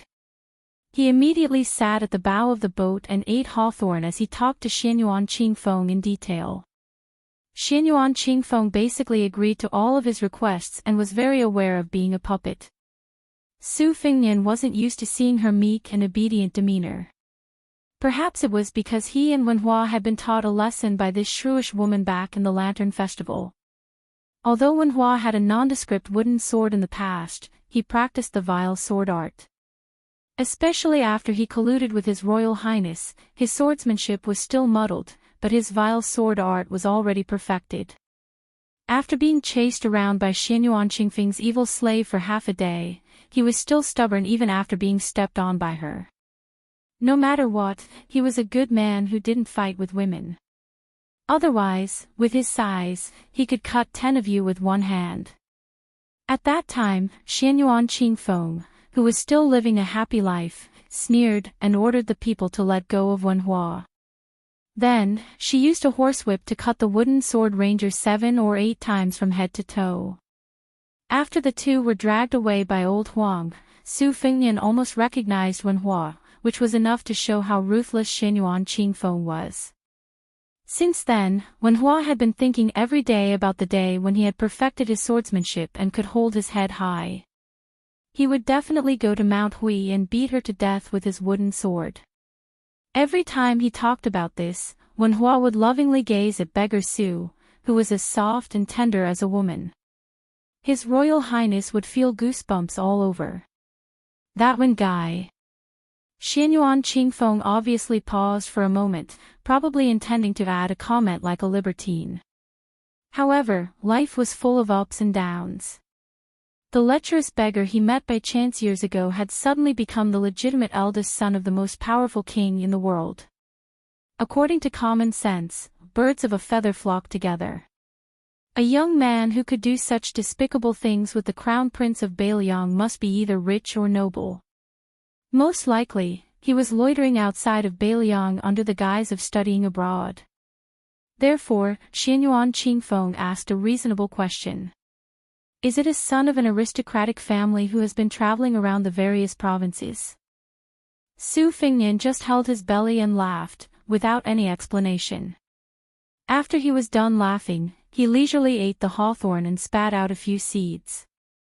He asked in a seemingly casual manner, "There's a machete man in Mount Hui called Yuan Tingshan. I heard that you're very familiar with him." Xianyuan Qingfeng, who had been standing and looking down, said calmly, "When I left the mountain, I had already sent my guest, Hong Yuan, to lead more than 20 men of sacrifice to the Sisters' Waterfall to encircle and annihilate Yuan Tingshan." Su Fingnian suppressed the shock in his heart and said with a smile, "Is this a sign of allegiance to express goodwill to me?" Xianyuan Qingfeng said coldly, "As long as your highness does not betray Mount Hui, Xianyuan Qingfeng will not betray your highness." As expected of father and daughter. You speak in the same tone. Su Fingnian sighed from the bottom of his heart. He grabbed a handful of hawthorns and raised his hand slightly, wanting to give it to the woman who was temporarily sitting on the same boat as him. Seeing her wooden and indifferent expression, Su Fingnian did not feel embarrassed. He threw a hawthorn into his mouth and stood up to look at the river. His field of vision was wide and he saw a flight of gray geese in the sky. Second sister Su Weisheng had once said that the geese in front of him would definitely be an experienced old geese who had traveled south and returned north. Su Fingnian was lost in thought when Xu Xiu came from the back of the boat, reporting that there was a raft of people chasing after them from Mount Hui's ferry. Su Fingnian walked to the side of the boat and saw a familiar-looking man on the raft. It was the flower thief who had been surrounded by danger by Bluebird's Xana spear. He waved the fan of beauty and thought that he could bring about a cool autumn. Su Fengnian absolutely did not like this self-proclaimed romantic Jianghu man. Later, more than 30 people rushed to the snowy plains, putting on a grand display of changing their allegiance. Unfortunately, these heroes' flattery was all for naught. More than 10 fence-sitters with uncertain positions were hung up by His Royal Highness on the spot. Su Fengnian saw that this fellow was pestering him endlessly, but he did not intend to make a fuss about it. However, what was strange was that other than this low-ranking guest from Mount Hui, there was also a young child on the raft who was not familiar with the ways of the world. He looked like he was carved from jade, with rosy lips and white teeth. He was very likable and adorable. Su Fengnian was immediately shocked. Could it be that nowadays, it had become popular to bring along family members to seek refuge? The man, who had made a name for himself in Jianghu by picking flowers, rode his bamboo pole with all his might, trying his best to catch up with the large boat. With great difficulty, he finally caught up with the large boat. In a loud voice, he said, "His Royal Highness, Long Yushuan of Jian Province's Langyi County, requests an audience." Su Fengnian unhappily said, "Didn't you see him? Did you take your son fishing on the Shi River?" Long Yushuan seemed to have been hit in his weak spot. He was slightly flustered and exasperated. He hurriedly explained, "Your Highness, this humble one left in a hurry. I don't know how this strange child got on the bamboo raft. This humble one doesn't even know this child." Unexpectedly, the delicate child called out, "Dad," crisply, which immediately made Long Yushuan lose his composure. The pitiful guest, who was somewhat famous in Jianghu, was so angry that he almost vomited blood. He turned his head to look at the innocent child at his feet and glared at him. "Dad, you're my dad. Can't you be my dad?" The child suddenly burst into tears. His two small hands did not forget to grab Long Yushuan's robe. He sobbed miserably and said, "Dad, Mom died early. You can't abandon me." Chapter 326. Long Yushuan almost went mad with anger. But he didn't move. Otherwise, with his strength, he could easily kick this child into the river and feed him to the turtles. Long Yushuan boasted that he had never been touched by a single flower. He had only had brief relationships with the beauties painted on the peach blossom fan. How could he have a son? Did he really think that it was easy to be a virtuous flower thief in this day and age? Not to mention that he needed to be handsome and talented, other than those pretty girls from humble families who had been enchanted by the book, The First Snow, and wanted to elope with a poor scholar. Long Yushuan was quite relaxed. All he had to do was wave his fan and recite poems. But for those girls from respectable families, just by looking at their belts, jade pendants, fragrant sachets, and other trivial things, Long Yushuan could tell how much weight they had. "Want to ride a horse? Oh my, do you know how much money a good horse costs?" It was a bottomless pit. The women of noble families had their eyes on the top of their heads. Each and every one of them had a vicious and crafty gaze. If they wanted to show off their wealth, they had to spend a lot of money. Long Yushuan had spent money like water these years, but he hadn't been able to save a single copper coin. Last time, he had swindled the county governor's daughter with a fine purple colt. It was said that one tail of purple colt's meat was one tail of gold. How heavy was this horse? How much money did it cost? Of course, the cash-strapped Long Yushuan couldn't afford it. He had borrowed it with great difficulty from a disreputable noble family disciple from another province. Thus, every time Long Yushuan caressed the peach blossom fan, he couldn't help but shed bitter tears for himself. He had been a low-level guest at Mount Hui and didn't have enough money. Back then, he had only borrowed this large umbrella to shelter himself from the rain. Now, the few who had held the umbrella were all dead. The snowfield was truly deserving of its name. It was said that even the insufferably arrogant ancestor, Xianyuan Pan, had died just like that. If that little girl, Xianyuan Qingfeng, were to hold the umbrella, how big could she hold it with her small hands? Long Yuxuan saw that His Royal Highness's methods were truly impressive, so he was determined to follow him to Beiliang. It was rumored that Beiliang had a Yanji county, and that the women there were so fair and tender that water could be squeezed out of them. How could Long Yuxuan not be infuriated when a bastard suddenly appeared out of nowhere and called him father? Su Fengnian and Xianyuan Qingfeng exchanged glances. She shook her head and said softly, "Every guest has a secret file in Mount Wishan." Xianyuan Qingfeng memorized every single one of them. There's no record of them having children. Su Fengnian said to Long Yuxuan on the bamboo raft, "If you want to prove that he's not your son, it's simple. Kick him into the river and you can get on the boat." Long Yuxuan was stunned. Su Fengnian quietly waited for the rest of the story. If this person really did such a ruthless thing, not only would the old god of swords Li Chungang be able to save the drowning child, even he and Blue Bird would be able to do it. As for the rapist, there was no point in him getting on the boat. Even if they boarded the ship, they would still die. Beiliang had used a lot of money, fame, and fortune to raise dozens of capable people. A bull's mound was unreachable in the Jianghu, but to a colossus like Beiliang, it wasn't even worth mentioning. A guest of Mount Wishan. If he was thrown into Beiliang Palace, how many splashes could he make on Tidehark Lake? There weren't many interesting people in the world like Chu Lushan, who was as cruel and unscrupulous as a wolf for 10 years. But apart from being ruthless, how could a rapist compare to Fatty Chu's methods? There was news from Xiangfan City that a man with polychoria surnamed Lu had become so engrossed in killing that he had turned Jing and Palace upside down. But Long Yuxuan only smiled and said, "Let's say goodbye to His Royal Highness." Su Fengnian slowed down the raft and put some distance between it and the ship.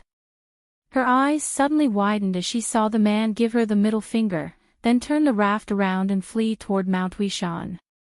Xianyuan Qingfeng turned her head slightly, the corners of her mouth quirking up. She originally didn't like Long Yuxuan, but his actions today were true to his nature and made her see him in a new light. Originally, the rapist Long Yuxuan's reputation was terrible and his martial arts weren't outstanding, so she had her own thoughts. This person couldn't even be considered a chicken rib for Mount Wishan. She was also a woman and innately detested Long Yuxuan's actions. After taking over the bull's mound, she originally planned to give him a few lesser-known secret manuals and some gold and silver as a reward to get him out of Mount Wishan. But now she changed her mind. Although she was forced by the situation to help the crown prince do evil, she was very happy that someone could cause trouble for His Royal Highness. Su Fengnian smiled and said, "You have guts. You should be rewarded." Xianyuan Qingfeng seemed to be afraid that this scheming His Royal Highness would have the intention to kill. She said softly, "It's not easy for the ship to turn around. With the speed of the raft, it'll reach the shore soon. This person has fled into the dense forest of Mount Longhu, the ancestral court of Taoism. It'll be difficult to find him again." Su Fengnian didn't say anything, but thought of another Jianghu. This Jianghu was probably something even Xianyuan Qingfeng couldn't imagine. There was no sword god with 2 sleeves and a green snake sword that opened the gate of heaven, no Chao Qingyi and Wang Mingyin, no celestial ancestor of Mount Wishan, and no Confucian sage, a land immortal. Even Long Yuxuan, a lowly guest elder who looked like an ant at the moment. There were old servants and crippled horses, bandits and thieves, wanderers with wooden swords, and a straw bag beggar. Every day, they could ask for food and clothing, and if they didn't mistreat their stomachs, everything would be fine. If their farts could have the smell of meat, and not just the smell of sweet potatoes and garlic, then it would be even more fortunate. He clearly remembered that wanderer with a wooden sword at his side to put on a shabby front. His specialty was to use yams, glutinous noodles, and sesame oil to make a meal. The yams were mashed and stewed until they were soft. The glutinous noodles were kneaded repeatedly, filtered through a straw sieve, and then found a bamboo cage to steam them. He then stir-fried them with sesame oil, added onions and garlic, and stir-fried them. He had never eaten such delicious food in his life. Every time, he had to fight with the one surnamed one until his face was covered in dirt. The strength that he had accumulated with great difficulty after wolfing down the food was all used up in the fight. After they were done, the two of them would lie on the ground with their arms and legs spread out, happily bragging and farting. They would bitterly say that the wanderer they saw in the downtown area yesterday was just a man with a pretty face. They would drool when they saw the bosom of the pretty girl from a humble family on the second floor of the restaurant the day before yesterday, and talk about how aggressive they were. The one surnamed Wen couldn't even afford a metal sword or a bronze sword. After meeting him in Old Huang, they wouldn't have known each other without a fight. He liked to run into the crowd even when he was leading his horse and drinking water. He couldn't wait for everyone in the world to know that he was a young master who could both afford to buy and raise horses. This guy really wanted to save face. This was also Jianghu. There were two places in Jianghu. Su Fengnian preferred the one where there was a lively Wenhua. Therefore, Su Fengnian turned to Xianyuan Qingfeng and said with a smile, "I'll have to trouble you to find this person and tell him that I've accepted him as a guest official of Beiliang Palace." Xianyuan Qingfeng frowned and said, "Really?" Su Fengnian nodded and said, "When I speak under the bed, my saliva is a pit." Chapter 327. After Xianyuan Qingfeng changed boats, he didn't return to the Bull Mound. Instead, he followed the Dragon King River and entered the Azure Dragon Stream, heading towards Mount Longhu to look for that guest elder. The flower thief didn't mind being a stray dog. Without a residence to guard, he could live without any restraints. Thus, when Xianyuan Qingfeng found him, this guy actually managed to catch a pheasant and roast it over a bonfire with the child. Long Yuxuan saw with his own eyes that the Prince of Beiliang's ship didn't turn around, so he relaxed a little. Furthermore, he didn't expect Xianyuan Qingfeng to mobilize so many people to enter the mountain to hunt him down. When he was surrounded, he didn't have any heroic spirit, nor did he wag his tail to beg for mercy. He only asked Mount Hui to let off the child who seemed to have jumped out of a rock. Xianyuan Qingfeng didn't beat around the bush and roughly explained the meaning of the Su Fengnian. Long Yuxuan was filled with vigilance, afraid that he would walk right into the trap. Seeing that this person was so displeased, Xianyuan Qingfeng was slightly displeased and left without saying anything. Long Yuxuan actually believed most of Xianyuan Qingfeng's words when he saw the formation he had set up. However, what really made him decide to chase after the big ship was the child beside him saying, "Father, let's capture all the big sisters on the ship and make them our mothers." Even if Long Xuanyu had 10 times the guts of a bear and a leopard, he wouldn't dare to snatch the women from his royal highness. He wouldn't even dare to take a few more glances to feast his eyes.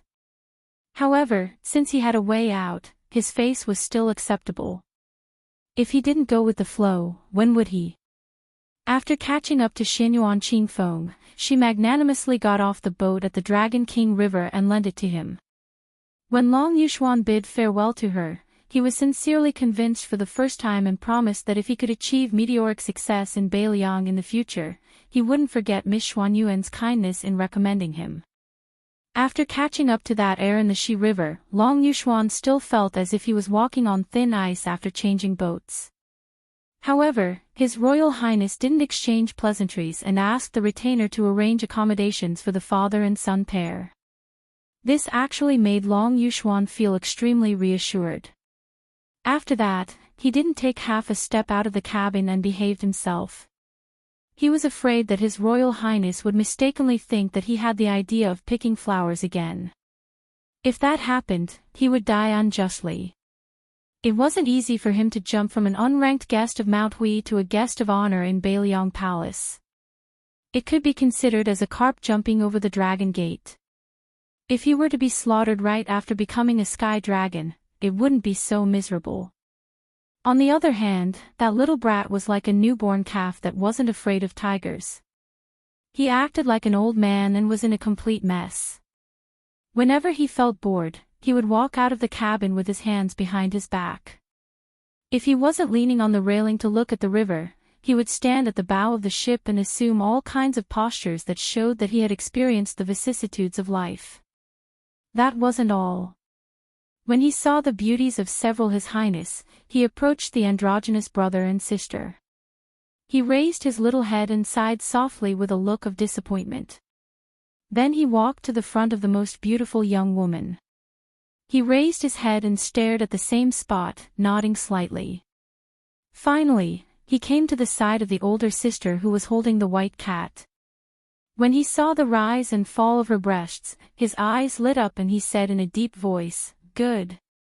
Good. Very good." The women didn't know whether to laugh or cry. Even the cold-tempered Princess Jing and Pei Nanwei was amused. Murong Wuzhu covered her mouth and laughed. She didn't mind this little brat mocking her breasts. Yu Wei stared blankly for a moment. The little guy said, "I'll help you hold the white cat, you can hold me." After saying that, he jumped up and wanted to take Wu Mainyang. However, His Royal Highness, who was watching coldly from the side, took a big step forward and lifted the little bastard up by the back of his collar. He hung him in the air and scolded jokingly, "You dare to take advantage of this heir apparent's woman. If you're not Long Yushuan's son, who would believe you?" The child couldn't reach the sky and couldn't fall to the ground. He bared his fangs and brandished his claws in the air. Yu Wei glared at His Royal Highness. She was naturally charming. For the next 2 days on the surface of the river, Su Fengnian, who was originally the core of the strict hierarchical circle, was somewhat harmonious due to this child's disturbance. It was like a paper hanger mending a leaky window. Finally, there was some warmth. The child did not have a name or surname. Even if he was beaten to death, he would not admit that this child was his child. Yu Wei was rarely childish. She saw that he had raised 2 crickets at some point in time and would often lie on the deck with his buttocks sticking out to watch the 2 insects fight fiercely. Therefore, she gave him the nickname of Little Bug. On the ship, other than the old man who was in closed-door training and had never shown his face, and His Royal Highness did not have a good impression of this little pervert, there was almost no one who did not like him.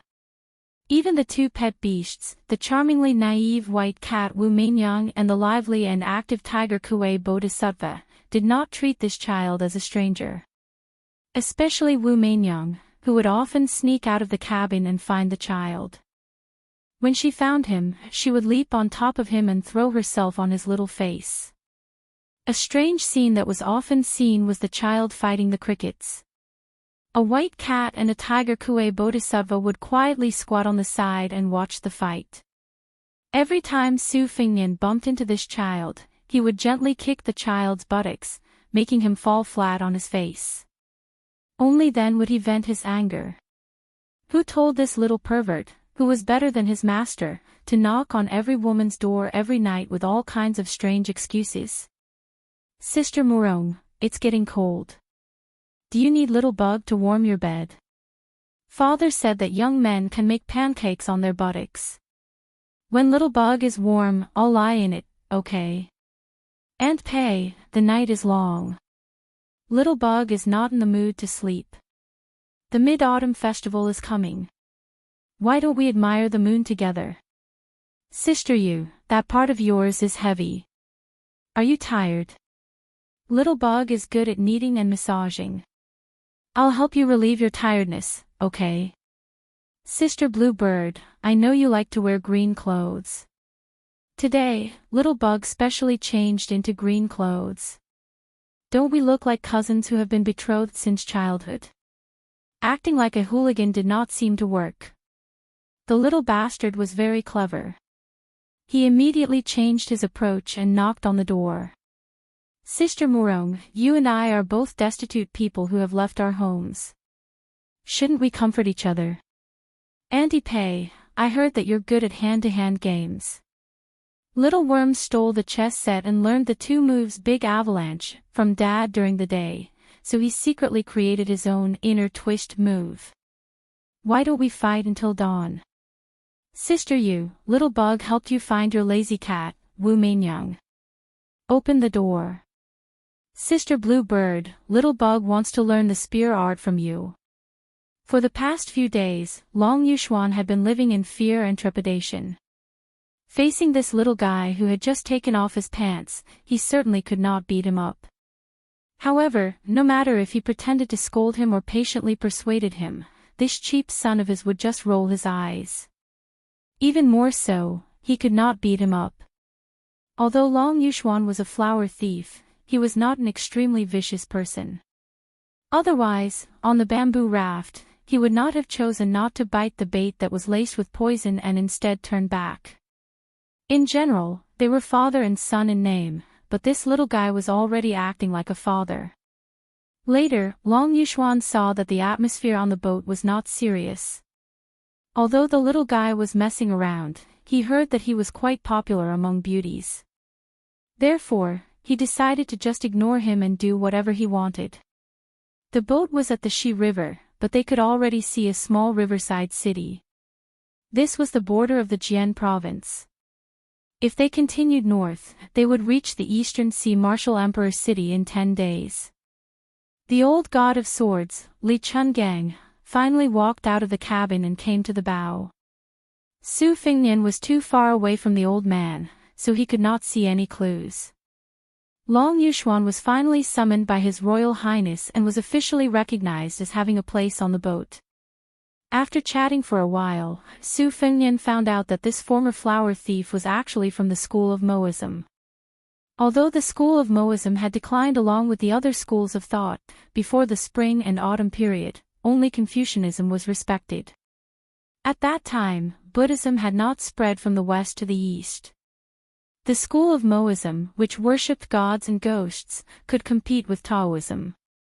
Unfortunately, they were not as tactful as Buddhism and Taoism. They directly clashed with the rising and unstoppable Confucianism. Several schools of thought could not fit in and finally lost. However, the leader of the school of Moism, Juzi, had always been known as the ghost god in the human world and was still a high and mysterious figure. Long Yuxuan was the disciple of the previous Juzi and was one of the 36 prodisciples. As for why he was expelled from the sect, Long Yuxuan did not explain in detail. Su Fingnian was also too lazy to get to the bottom of it. Who didn't have a book or a loincloth? The people of Jianghu were no different from the scholars. Most of them were stubborn. Hitting someone was a matter of gratitude and grudges, but hitting someone's face was a matter of life and death. On the shore, the fearless Su Fengnian saw a woman with a sword and subconsciously shrunk his neck. With a whoosh, he hid in the cabin and did not dare to disembark. The people on the boat who had met His Royal Highness other than Bailiang all thought that they had met with a disaster. Otherwise, with the domineering Bailiang heir and his family background, how could he be so timid? Long Yuxuan carefully looked at the woman who had boarded the boat. Although he was shocked, he was also curious. This young woman's appearance was average and did not look fierce. Was there a heroine in the world who could make his new master fear? Out of his professional instincts, Long Yuxuan wondered if His Highness the Crown Prince had done some shady business and had his lover come knocking on his door. However, the beauties around His Royal Highness were all peerlessly beautiful. No matter how bad his taste was, he would not go so far as to steal this woman in front of him, right? Just as Long Yuxuan was puzzled, the heroine sneered after boarding the boat, Su Fengnian. What? You dare to go to Wu Wu City but don't dare to see me.